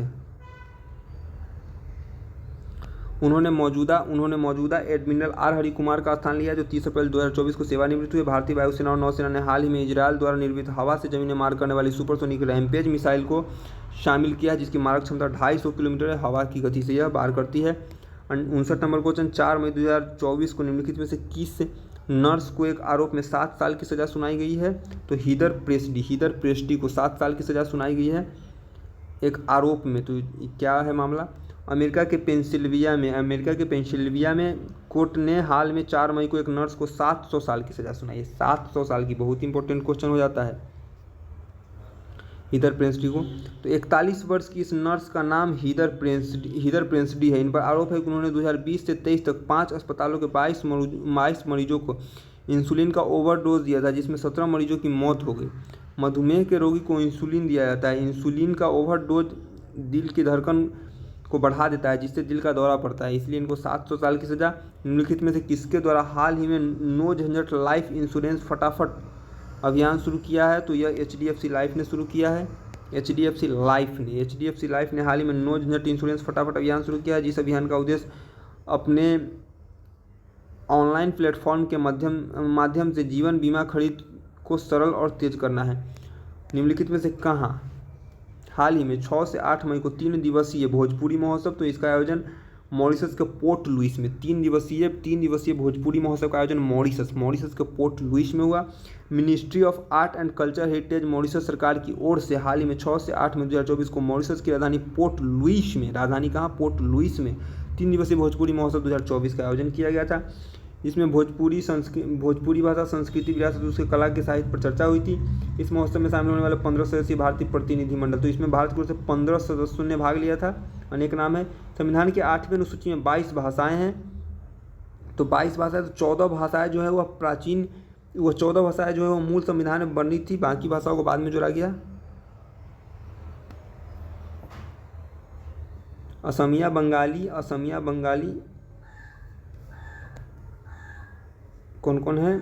असमिया बंगाली, गुजराती, हिंदी, कन्नड़, कश्मीरी, कोंकण, मलयालम, मणिपुरी, मराठी, नेपाली, उड़िया, पंजाबी, संस्कृत, सिंधी, तमिल, तेलुगु, उर्दू, बोडो, संथाली, मैथिली और डोंगरी। तो प्रारंभ में 8वीं अनुसूची में 14 भाषाओं को संवैधानिक मान्यता दी गई थी। भोजपुरी को संविधान की 8वीं अनुसूची में शामिल करने के लिए भोजपुरी समाज ने कई वर्षों से प्रयास किया है, लेकिन सफलता हासिल नहीं हुई है। हाल ही में बिहार के किस बेटी का चयन अंडर 20 भारतीय महिला वॉलीबॉल टीम में हुआ है, जो पिछले 50 वर्षों में अंडर-20 भारतीय महिला वॉलीबॉल टीम में शामिल होने वाली बिहार की पहली महिला खिलाड़ी बनी है, तो यह है खुशी कुमारी। खुशी कुमारी बिहार के औरंगाबाद, खुशी कुमारी कहाँ, औरंगाबाद जिले की खुशी कुमारी का चयन अंडर-20 भारतीय महिला वॉलीबॉल टीम में हुआ है। पिछले 50 वर्षों में ये अंडर-20 महिला वॉलीबॉल टीम में शामिल होने वाले बिहार की पहली महिला खिलाड़ी बनी है। इनकी जानकारी बिहार राज्य खेल प्राधिकरण के महानिदेशक रविंद्रन शंकरन ने दिया था। इसके अतिरिक्त बिहार के गया जिले के ऋषिलाल आजाद का चयन भारतीय वॉलीबॉल अंडर-18 टीम में हुआ था। वर्तमान में बिहार में के खेल मंत्री सुरेंद्र मेहता है। क्वेश्चन पूछ सकता है कि बिहार के खेल मंत्री कौन है, सुरेंद्र मेहता। निम्नलिखित में से किस बॉलीवुड अभिनेत्री का हाल ही में यूनिसेफ इंडिया का एक राष्ट्रीय राजदूत नियुक्त किया गया है, तो यह करीना कपूर को। हाल में 4 मई 2024 को United nation international children emergency UNICEF India ने बॉलीवुड की एक्ट्रेस करीना कपूर खान को राष्ट्रीय राजदूत नेशनल अवार्ड एम्बेसडर से नियुक्त किया गया है। करीना कपूर खान जो है 2014 में यूनिसेफ के साथ सेलिब्रिटी एडवोकेट के रूप में जुड़ी, जिसकी स्थापना 1946 में हुई थी। यूनिसेफ का फुल फॉर्म क्या है, तो United Nation Children's Emergency Fund, जिसकी स्थापना 11 जुलाई 1946 को हुई थी। 11 दिसंबर 1946 को हुई थी। 11 दिसंबर 2023 को 77वां यूनिसेफ स्थापना दिवस मनाया गया, जिसका थीम था हम हर बच्चे के लिए हर अधिकार। 2022 का थीम था बाल अधिकारों के लिए एक टीम। 2000 में आई फिल्म रिफ्यूजी से करीना कपूर ने अपने फिल्मी कैरियर की शुरुआत की थी। 64 क्वेश्चन, हॉकी इंडिया ने निम्नलिखित में से किन्हें हाल ही में भारतीय महिला हॉकी टीम का कप्तान बनाया है, तो सलीमा टेटे को कप्तान इसने बनाया। हॉकी इंडिया टीम ने हाल ही में हॉकी इंडिया ने 2 मई 2024 को FIH प्रो लीग 2023-24 में बेल्जियम और इंग्लैंड के चरण के लिए भारतीय महिला टीम का ऐलान किया है। साथ ही मिडफील्डर सलीमा टेटे को सविता पुनिया गोलकीपर की जगह 24 सदस्यीय टीम में शामिल 24 सदस्यीय टीम का कप्तान बनाया गया, तथा नवनीत कौर को वंदना कटारिया के स्थान पर उप कप्तान की जिम्मेदारी सौंपी गई है। 2023-24 में FIH प्रो लीग का 5वां संस्करण 6 दिसंबर 2023 को शुरू हुआ और 29 जून 2024 को समाप्त हुआ। हालांकि इसका बेल्जियम चरण 22 से 26 मई 2024 तक और इंग्लैंड चरण 1 जून से 9 जून तक आयोजित किया गया था। हाल ही में 31 मार्च 2024 को नई दिल्ली में हॉकी इंडिया अवार्ड 2023 का आयोजन हुआ। इस हॉकी इंडिया पुरस्कार 2023 में विजेता की सूची में major Dhyanchand life time achievement पुरस्कार अशोक कुमार को मिला। वर्ष का hockey India Balbir Singh senior पुरस्कार, सर्वश्रेष्ठ पुरुष खिलाड़ी हार्दिक सिंह को पूछेगा। किस देश ने हाल ही में आधिकारिक तौर पर योग पद्धति को अपनाया है, तो पाकिस्तान। भारत का पड़ोसी मुल्क पाकिस्तान आधिकारिक तौर पर योग पद्धति को अपनाया है। प्रधानमंत्री नरेंद्र मोदी के प्रस्ताव पर संयुक्त राष्ट्र महासभा ने 2024 में स्वीकारा और 2015 में पहली बार विश्व योग दिवस मनाया था, जिसमें कुल 175 देशों ने भाग लिया था। पिछले साल 21 जून 2023 को 9वां योग दिवस मनाया गया, जिसका थीम था वसुधैव कुटुंबकम, धरती ही परिवार है। 2022 में योगा फॉर ह्यूमैनिटी नहीं पूछेगा। 21 जून को विश्व योग दिवस के अवसर पर संयुक्त राष्ट्र योग सत्र के 135 देशों के हजारों नागरिकों ने भाग लिया था, जिन्हें लेजर गिनीज वर्ल्ड रिकॉर्ड बनाया। नरेंद्र मोदी की उपस्थिति में गिनीज वर्ल्ड रिकॉर्ड का प्रमाण पत्र संयुक्त राष्ट्र में भारत के स्थायी प्रतिनिधि रुचिरा कंबोज को सौंपा गया था। क्वेश्चन नंबर 66, हाल ही में किस राज्य सरकार द्वारा हाल ही में 5 मई 2024 को स्कूल ऑन व्हील्स परियोजना का उद्घाटन किया गया, तो यह मणिपुर राज्य सरकार द्वारा स्कूल्स ऑन व्हील्स परियोजना। तो मणिपुर की राजधानी इम्फाल में विद्या भारती शिक्षा विकसित समिति द्वारा स्कूल ऑन व्हील्स योजना का शुभारंभ किया गया, जिसका उद्घाटन मणिपुर की राज्यपाल अनुसुईया उइके ने किया। तो मणिपुर की राज्यपाल कौन है, अनुसुईया उइके ने किया था। स्कूल ऑन व्हील्स बस में कंप्यूटर लैब, लाइब्रेरी और कई गेम्स शामिल है। इस योजना से मणिपुर के राहत शिविरों में रह रहे बच्चों को लाभ पहुंचेगा। हाल ही में द हिंदू ने अंतर्राष्ट्रीय समाचार पत्र डिजाइन प्रतियोगिता में कौन सा पुरस्कार जीता है, तो इन्होंने शायद सभी पुरस्कार जीता है। द हिंदू ने हाल ही में न्यूज़पेपर्स डिजाइन द्वारा आयोजित 6वीं अंतर्राष्ट्रीय समाचार पत्र डिजाइन प्रतियोगिता में 3 प्रतिष्ठित पुरस्कार जीता है। बेस्ट ऑफ शो समाचार पत्र डिजाइन उत्कृष्टता के लिए, best of sports page Neeraj Chopra की सफलता के चित्रण के लिए और बेस्ट ऑफ डबल स्प्रेड विस्तार और आकर्षण कथन शैली के लिए।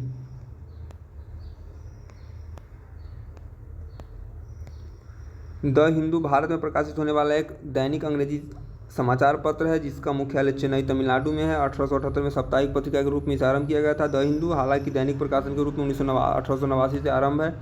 नेशनल एंटी डोपिंग एजेंसी नाडा किस भारतीय रेसलर को अनिश्चितकाल के लिए सस्पेंड कर दिया गया है? नाडा ने तो बजरंग पुनिया को अनिश्चितकाल के लिए नाडा ने बजरंग पुनिया को अनिश्चितकाल के लिए सस्पेंड किया है। नेशनल एंटी डोपिंग एजेंसी नाडा भारतीय पहलवान बजरंग पुनिया को अनिश्चितकाल के लिए सस्पेंड कर दिया गया है। उन पर आरोप है कि बजरंग पुनिया ने डोप टेस्ट के लिए अपना सैंपल नहीं दिया था और बाद में नाडा ने यह एक्शन लिया। बजरंग पुनिया मूल रूप से हरियाणा के रहने वाले। उन्होंने 2020 में टोक्यो ओलंपिक में कजाकिस्तान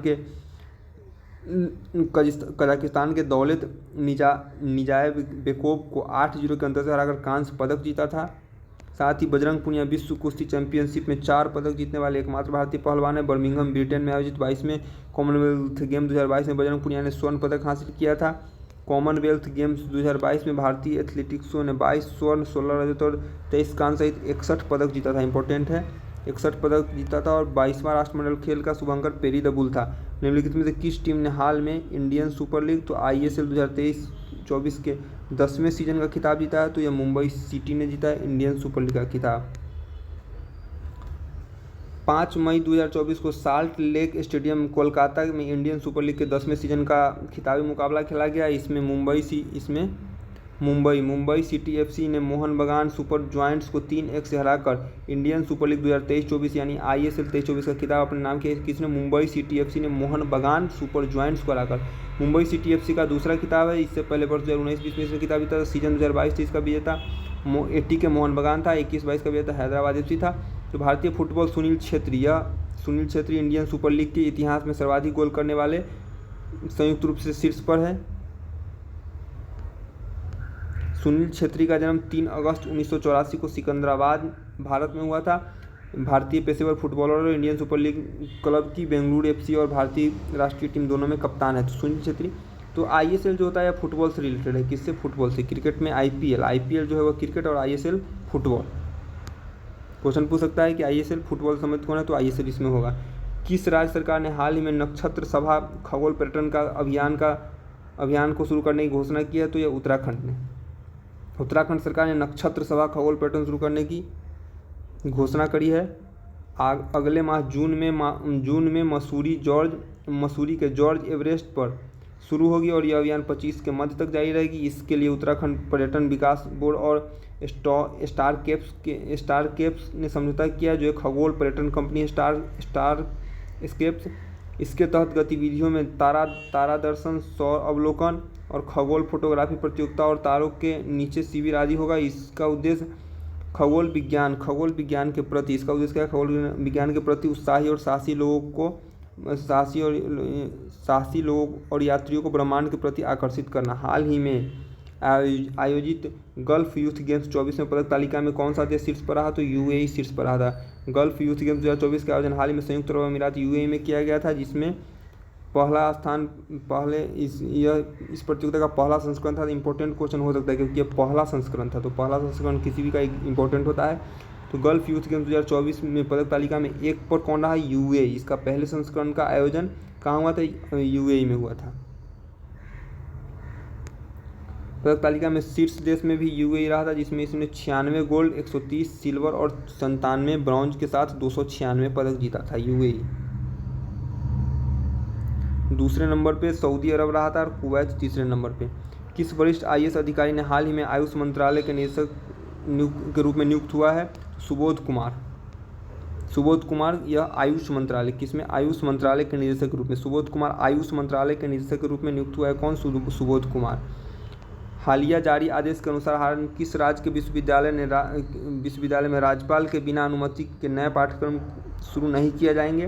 तो बिहार में। हालिया जारी आदेश के अनुसार किस राज्य के विश्वविद्यालय में राज्यपाल की अनुमति के बिना नया पाठ्यक्रम जारी नहीं किया जाएगा? तो बिहार।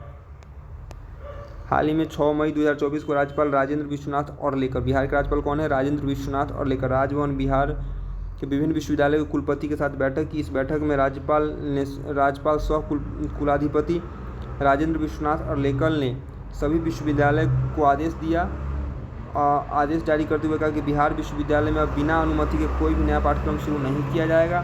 साथ ही मनमाने ढंग से कोई भी शुल्क नहीं लगाया जाएगा और ना ही वसूला जाएगा। बिहार में अब राज्यपाल के नाम से पहले महामहिम नहीं बल्कि माननीय शब्द का इस्तेमाल होता है अथवा महोदय या अंग्रेजी के ऑनरेबल शब्द का प्रयोग किया जाता है। तो आपको बता दें, राज्यपाल जो होता है वो सभी जिस राज्य का राज्यपाल होता है वो उस राज्य के सभी विश्वविद्यालय का हेड होता है, कुलाधिपति। तो बिहार के राज्यपाल अभी कौन है? राजेंद्र विश्वनाथ अर्लेकर, और ये सभी विश्वविद्यालय के हेड भी है। 74 क्वेश्चन, किन्हें हाल ही में 6 मई 2024 को जीएसटी अपीलीय न्यायाधिकरण जीएसटी के अध्यक्ष के रूप में नियुक्त किया गया है? तो यह नियुक्त किया गया है संजय कुमार मिश्रा को। झारखंड उच्च न्यायालय के सेवानिवृत्त न्यायमूर्ति संजय कुमार मिश्रा को नई दिल्ली में वित्त मंत्री निर्मला सीतारमण द्वारा जीएसटी अपीलीय न्यायाधिकरण जीएसटीएटी के अध्यक्ष के रूप में नियुक्त किया गया है, चुने गए हैं। जीएसटी केंद्रीय माल एवं सेवा कर अधिनियम 2017 के स्थान पर कौन सा अधिनियम है? केंद्रीय माल एवं सेवा कर अधिनियम 2017 के स्थान पर एक अपीलीय प्राधिकरण है। जीएसटी अर्थात वस्तु एवं सेवा को भारत में वस्तु और सेवाओं की आपूर्ति पर उपयोग किया जाने वाला एक अप्रत्यक्ष कर है। जीएसटी कैसा है? इनडायरेक्ट टैक्स है, डायरेक्ट टैक्स नहीं है। यह वस्तु सेवाओं पर लगता है तो इनडायरेक्टली लगता है, डायरेक्ट टैक्स यह नहीं है, इनडायरेक्ट टैक्स है, अप्रत्यक्ष कर है। जीएसटी को कब लागू किया गया था? तो 101वां संविधान संशोधन अधिनियम जो कि 2016 में आया था, जिसके तहत 1 जुलाई 2017 से जीएसटी भारत में लागू हुआ था। कब आया था अधिनियम? 16 में लागू हुआ था। 1 जुलाई 2017 से जीएसटी लागू है। हालांकि सबसे पहले जीएसटी को लागू 1954 में फ्रांस ने किया था। जुलाई 2024 में केंद्रीय वित्त मंत्री निर्मला सीतारमण ने त्रिपुरा की राजधानी अगरतला में जीएसटी भवन का उद्घाटन किया। इंपॉर्टेंट क्वेश्चन है कि जीएसटी भवन का उद्घाटन कहाँ हुआ है 2023 में? तो त्रिपुरा की राजधानी अगरतला में। किसने इसका उद्घाटन किया? तो वित्त मंत्री निर्मला सीतारमण ने। बहुत इंपॉर्टेंट क्वेश्चन। अंतर्राष्ट्रीय क्रिकेट परिषद आईसीसी की घोषणा के अनुसार आगामी महिला T20 विश्व कप 2024 का आयोजन तो यह बांग्लादेश में होने को है। अंतर्राष्ट्रीय क्रिकेट परिषद ने हालिया घोषणा किया है जिसमें आगामी T20 विश्व कप का आयोजन बांग्लादेश में किया जाएगा। यह महिला T20 विश्व कप का 9वां संस्करण होगा। इस 9वें संस्करण में यह 9वां संस्करण बांग्लादेश में आयोजित हो जाएगा। पुरुष वाला अभी हो रहा है अमेरिका वेस्ट इंडीज़ में, और महिला वाला बांग्लादेश में आयोजित होगा। 9वां संस्करण 2014 में यह दूसरी बार है। 2014 के बाद दूसरी बार है जब बांग्लादेश को इसकी मेज़बानी मिली है। भारत पहली और एकमात्र बार 2016 में इसकी मेज़बानी कर चुका है। महिला T20 विश्व कप पहली बार 2009 में खेला गया था।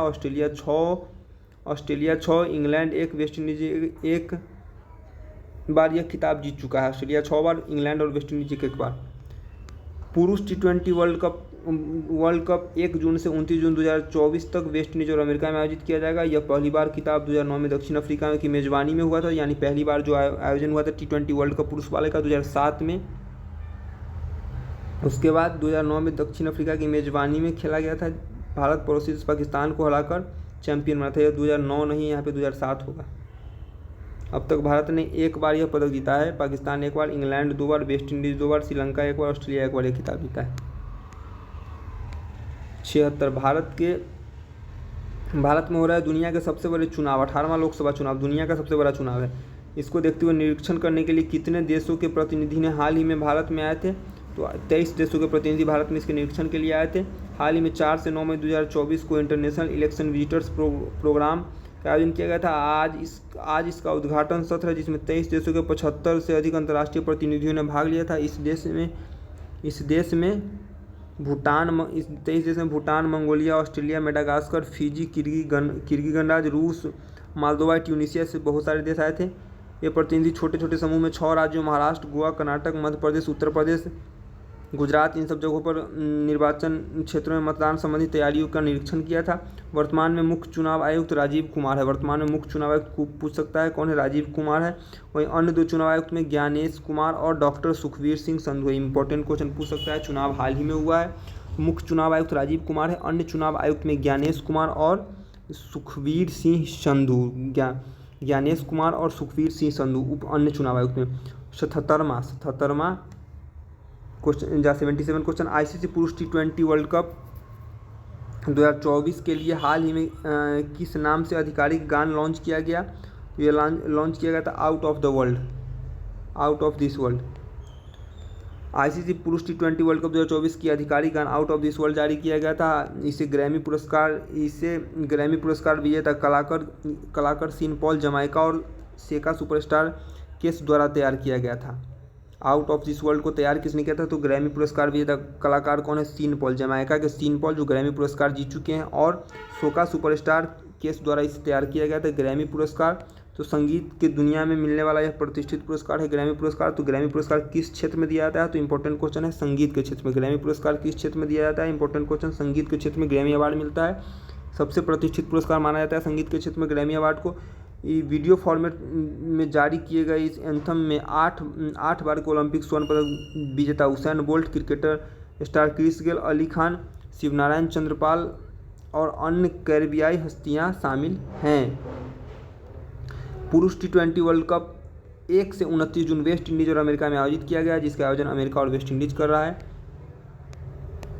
निम्न में से कहाँ हाल ही में 6 से 9 मई 2024 तक अरेबियन ट्रैवल मार्केट ATM का आयोजन Arabian travel market ATM Arabian travel market का आयोजन कहाँ किया गया है? तो यह UAE के दुबई शहर में। वैश्विक व्यापार show Arabian travel market ATM 2024 का आयोजन Dubai world trade centre Dubai में किया गया है। वर्ल्ड ट्रेड सेंटर, जिसका आयोजन 6 से 9 मई 2024 को हुआ था। 31वां यह संस्करण है। यह अरेबियन ट्रैवल मार्केट ATM का 31वां संस्करण है। इसका विषय है सशक्त नवाचार, उद्यमिता के माध्यम से यात्रा में बदलाव। यह यात्रा पेशेवरों और उद्योग जगत के नेताओं के लिए एक वैश्विक व्यापार मंच है। पर्यटन मंत्री भारत सरकार ने भी इसमें भाग लिया है। एशिया में आयोजित पहले नोबेल पुरस्कार विजेता कौन थे? एशिया के पहले नोबेल पुरस्कार विजेता कौन थे, जिसका हाल ही में 163वां जयंती मनाया गया है? तो यह थे रविंद्रनाथ टैगोर। एशिया के पहले, तो एशिया में सबसे पहले नोबेल किसको मिला था? रविंद्रनाथ टैगोर, जिनकी 163वीं जयंती मनाई गई। 163वीं जयंती। तो इनका जन्म कहाँ हुआ था? टैगोर का जन्म 7 मई 1861 को कलकत्ता में हुआ था। कलकत्ता में इनकी 163वीं जयंती मनाई गई है। इन्हें गुरुदेव की उपाधि किसने दी थी? महात्मा गांधी से प्राप्त हुआ था। गुरुदेव की उपाधि ने महात्मा गांधी ने दिया था। वहीं गांधी जी को महात्मा कहकर इन्होंने संबोधित किया था। तो रविंद्रनाथ टैगोर को गुरु की उपाधि महात्मा गांधी ने दी थी और महात्मा गांधी को महात्मा रविंद्रनाथ टैगोर ने कहा था। नोबेल पुरस्कार से सम्मानित होने वाले पहले एशियाई और भारतीय व्यक्ति रविंद्रनाथ टैगोर, जिन्हें गीतांजलि साहित्य के लिए 2013 में सम्मानित, जिन्हें किस पुस्तक के लिए मिला था यह पुरस्कार? तो 1913 में गीतांजलि पुस्तक के लिए इन्हें नोबेल पुरस्कार मिला था। गीतांजलि याद रखिएगा, गीतांजलि रविंद्रनाथ टैगोर। ब्रिटिश सरकार द्वारा उन्हें 1915 में नाइटहुड यानी सर की उपाधि से सम्मानित किया गया था, किंतु 13 अप्रैल 1919 को जो जलियांवाला बाग नरसंहार हुआ था, उसके बाद इन्होंने अपनी नाइटहुड की उपाधि वापस लौटा दी थी। वे एकमात्र कवि है जिन्होंने दो रचनाएं की, जो कि 2 देशों का राष्ट्रगान बना, और भारत का राष्ट्रगान जन गण मन और बांग्लादेश का राष्ट्रीय गान अमार सोनार बांग्ला, ये दोनों के रचयिता रविंद्रनाथ टैगोर है। क्वेश्चन 80, हाल ही में किस राज्य में हाईकोर्ट ने हाल ही में बाल विवाह को रोकने के लिए सरपंच और पंचायत सदस्य को जिम्मेदार माना है? तो बाल विवाह को रोकने के लिए सरपंच और पंचायत सदस्य को जिम्मेदार राजस्थान ने बाल विवाह रोकने की दिशा में राजस्थान उच्च न्यायालय ने एक खंडपीठ के आदेश पारित कर राजस्थान सरकार को हाल ही में बाल विवाह को रोकने के लिए कदम उठाने का कड़ा निर्देश दिया है। साथ ही राजस्थान हाई कोर्ट ने यह भी कहा है कि जिस गांव में बाल विवाह होगा उस गांव का सरपंच और पंचायत सदस्य जिम्मेदार माना जाएगा। हाल ही में भारत ने 17 राज्यों और केंद्र शासित प्रदेशों के 265 जिलों में एक अध्ययन में नागरिक समाज संगठनों के गठबंधन 2022-23 में 9,551 बाल विवाह रोके गए, जिसमें अधिकांश लड़कियां लगभग 60% 15 से 18 वर्ष की आयु के बीच की थी।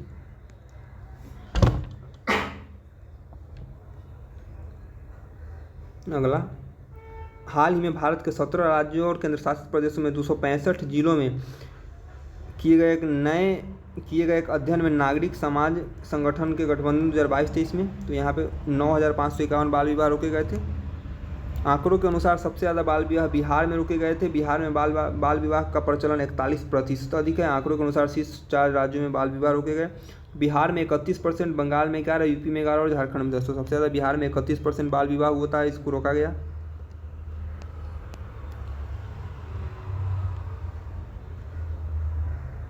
निम्नलिखित में से किस देश ने हाल ही में दूसरी बार AFC अंडर 23 एशियाई कप खिताब जीता है? तो यह जापान ने AFC अंडर 23 खिताब का 6ठा संस्करण कतर में आयोजित हुआ था। कतर में आयोजित हुआ था। जमीन बिन स्टेडियम कतर दोहा में खेले गए फाइनल मुकाबले में जापान ने उज्बेकिस्तान को हराकर दूसरी बार जापान ने उज्बेकिस्तान को हराकर दूसरी बार खिताब जीता। इस जीत के साथ जापान 2024 में पेरिस ओलंपिक के लिए क्वालिफाई भी कर चुका है। इस जीत के साथ ही इससे पहले 2016 में जापान ने खिताब ऑलरेडी जीत चुका है। 82वां क्वेश्चन, किस भारतीय पड़ोसी देश ने अपने नए नोट पर भारत अधिकृत 3 क्षेत्रों को दर्शाया है? तो यह चीन ने।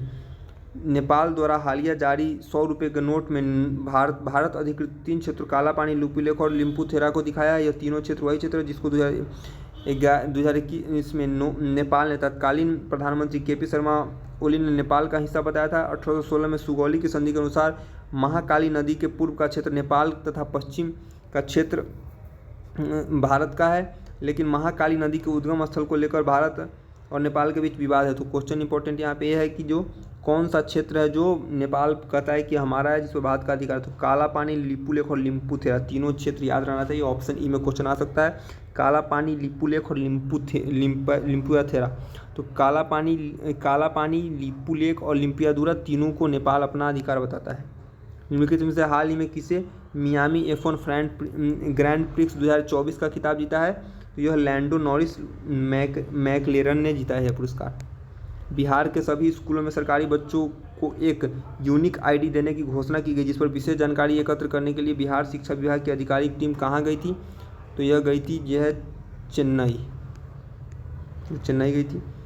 तो बिहार शिक्षा विभाग के अनुसार बिहार में सभी सरकारी स्कूलों में बच्चों को अब एक यूनिक आईडी दिया जाएगा। यह यूनिक आईडी 12 अंकों का होगा। इंपॉर्टेंट है, यह यूनिक आईडी कितने 12 अंकों का होगा।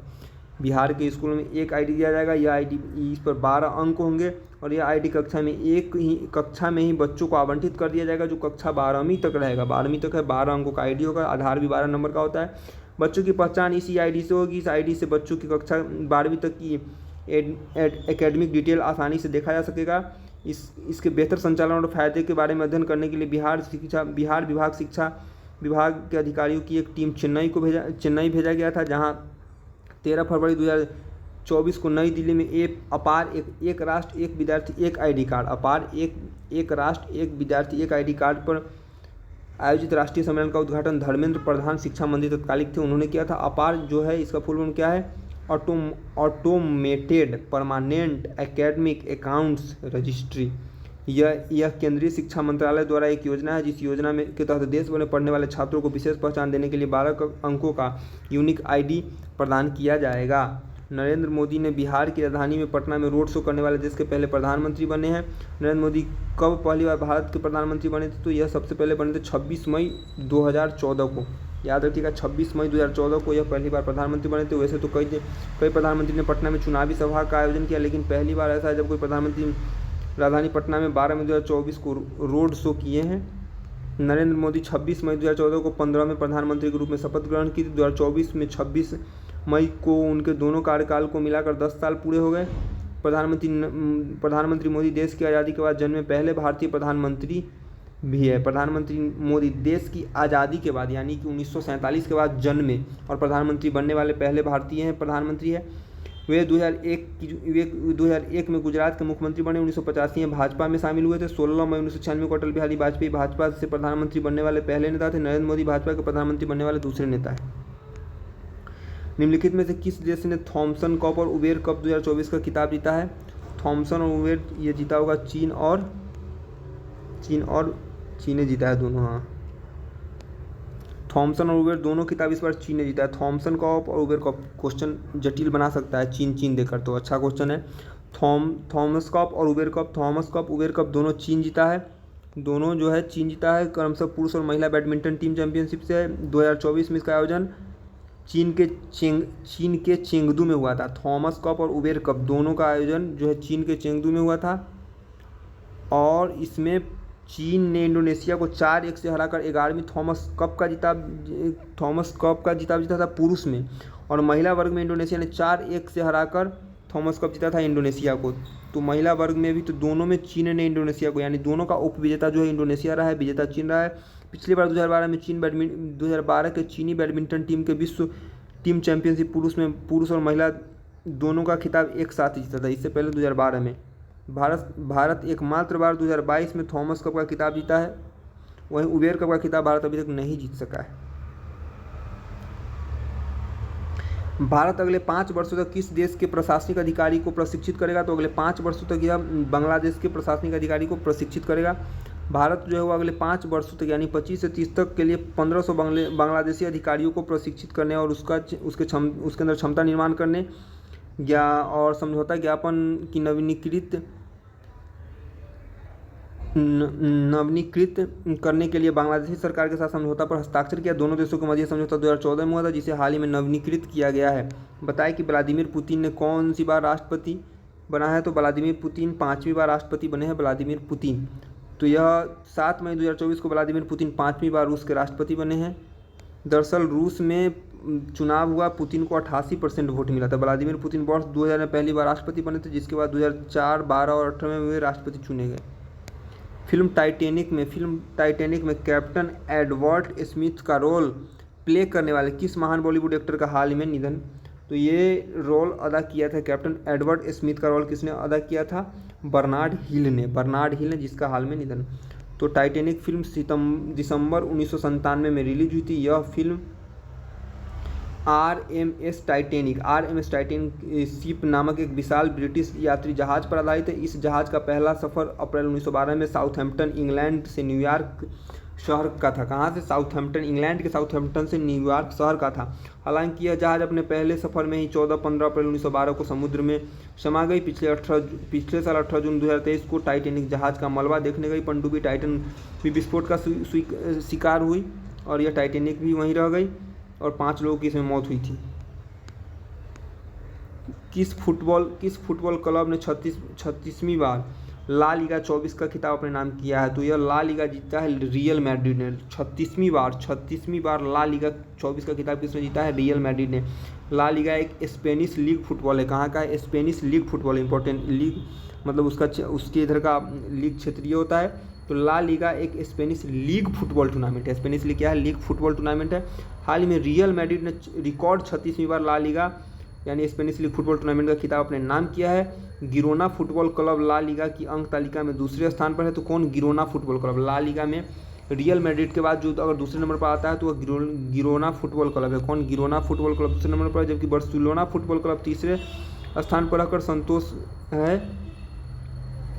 दिसंबर 23 में पश्चिम बंगाल सरकार की ममता बनर्जी और राज्य में फुटबॉल के विकास के लिए स्पेन की ला लीगा फुटबॉल क्लब के साथ समझौता किया था। तो क्वेश्चन यहाँ से अच्छा उठ सकता है कि किस राज्य सरकार ने फुटबॉल के विकास के लिए स्पेन के ला लीगा फुटबॉल क्लब के साथ समझौता किया? तो ये बंगाल की मुख्यमंत्री ममता बनर्जी, बंगाल सरकार ने। भारत सरकार के किस मंत्रालय ने दुबई में आयोजित अरेबियन ट्रैवल मार्च 2024 में हिस्सा लिया है? तो यह पर्यटन मंत्रालय ने। वैश्विक व्यापार show Arabian travel market ATM का आयोजन दुबई वर्ल्ड ट्रेड सेंटर संयुक्त अरब अमीरात में किया गया था, जो कि 31वां संस्करण था, तो जिसमें पर्यटन मंत्रालय ने हिस्सा लिया था। इसका विषय उद्यमिता नवाचार।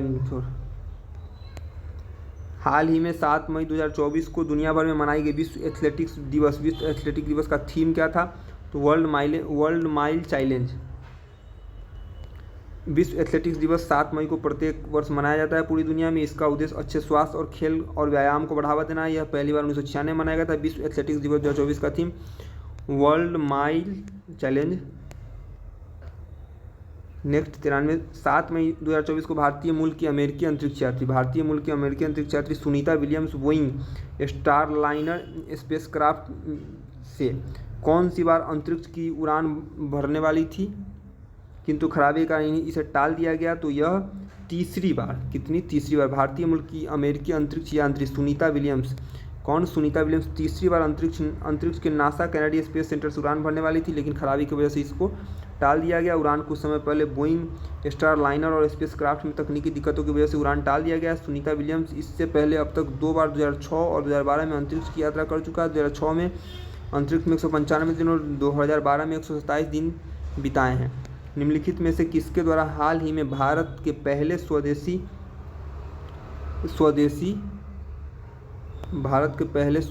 निम्नलिखित में से किसके द्वारा भारत के पहले स्वदेशी बम वर्षक मानव रहित विमान FW-200V का अनावरण किया गया? तो इसका अनावरण किया फ्लाइंग वेज डिफेंस ने।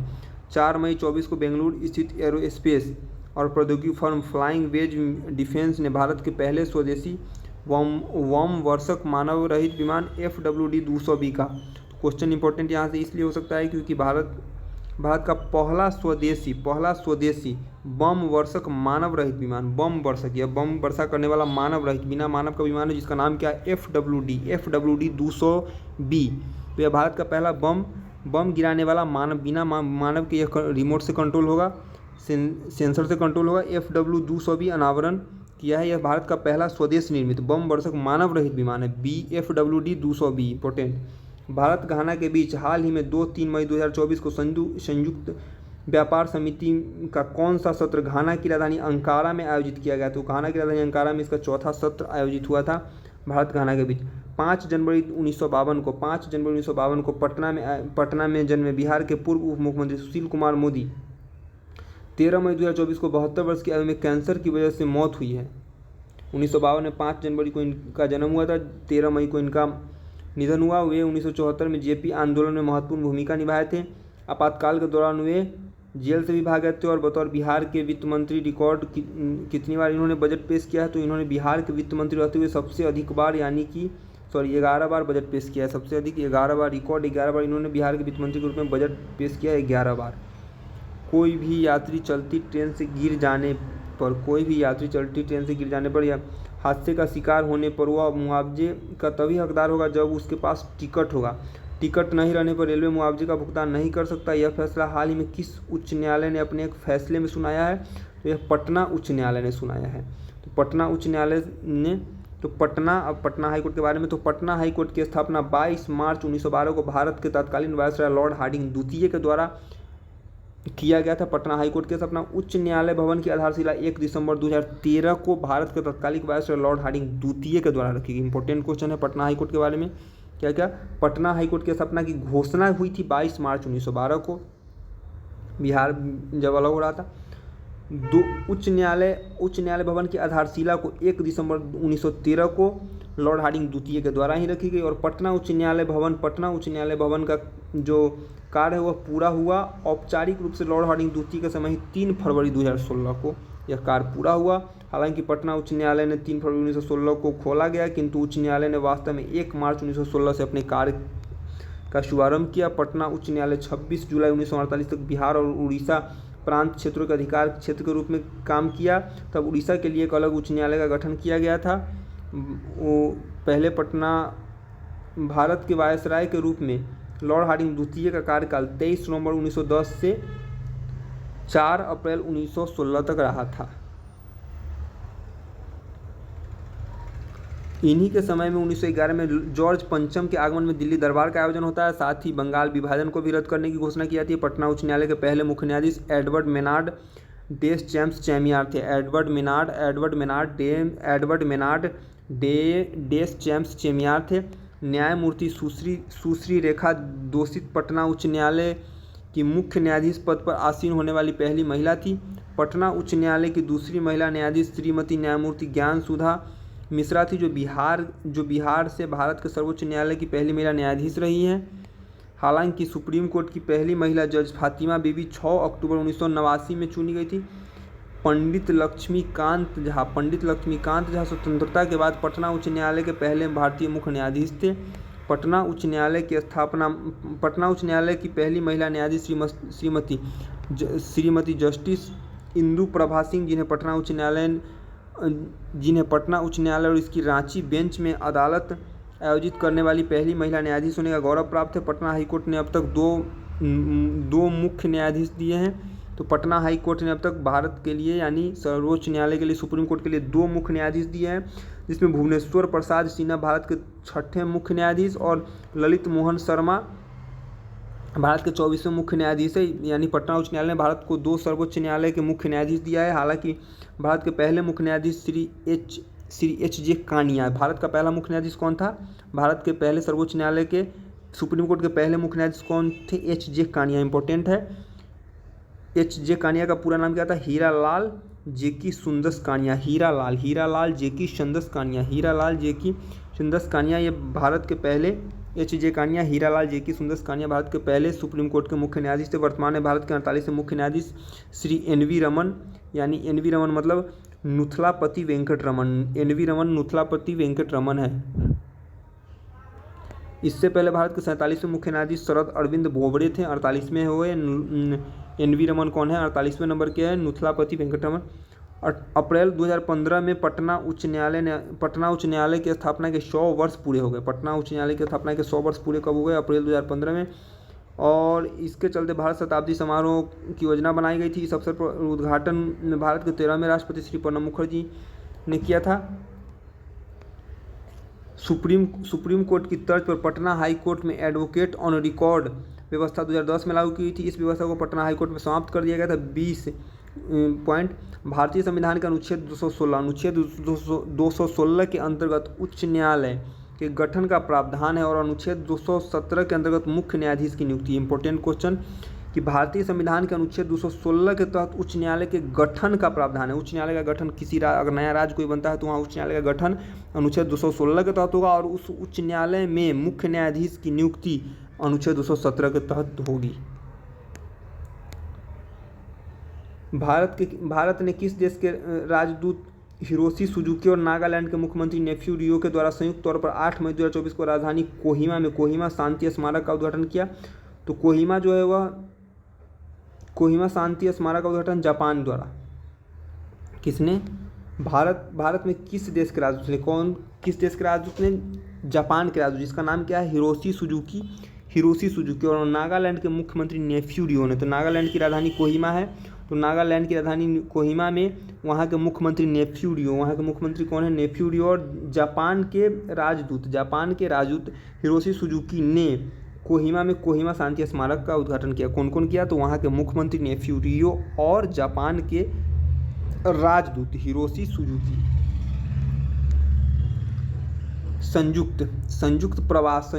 संयुक्त राष्ट्र प्रवास agency United nation migration agency के अनुसार कौन सा देश $100 बिलियन से अधिक प्रेषण प्राप्त करने वाला दुनिया का पहला देश बन गया है? तो सबसे अधिक प्रेषण भारत। अगला क्वेश्चन 100 नंबर। 10 मई 2024 को दोहा कतर में आयोजित दोहा डायमंड लीग में भारत के स्टार खिलाड़ी नीरज चोपड़ा ने कितने मीटर में अपने सर्वश्रेष्ठ थ्रो के साथ सिल्वर मेडल जीता है? तो यह 88.36 मीटर। यह ओलंपिक से भी ज़्यादा इन्होंने थ्रो किया, 88.36 मीटर। 10 मई 2024 को अरब देशों ने संयुक्त राष्ट्र संघ यूएन की जनरल असेंबली में कितने संयुक्त राष्ट्र सदस्य बनने का प्रस्ताव रखा था, जिसे भारत समेत 143 देशों का समर्थन मिला? हालांकि अमेरिका, इजरायल समेत 9 देशों ने इस प्रस्ताव का विरोध भी किया था। तो फिलिस्तीन। नेपाल के मशहूर पर्वतारोही। देखते हैं 101 के बाद नेक्स्ट वीडियो में। लंबा हो गया वीडियो, तो अगला वीडियो आएगा उसमें इस 102 क्वेश्चन से शुरू करेंगे, इसको ख़त्म कर देंगे। मई का 2 वीडियो में ख़त्म होगा, फिर आगे अप्रैल, मार्च, फरवरी, जनवरी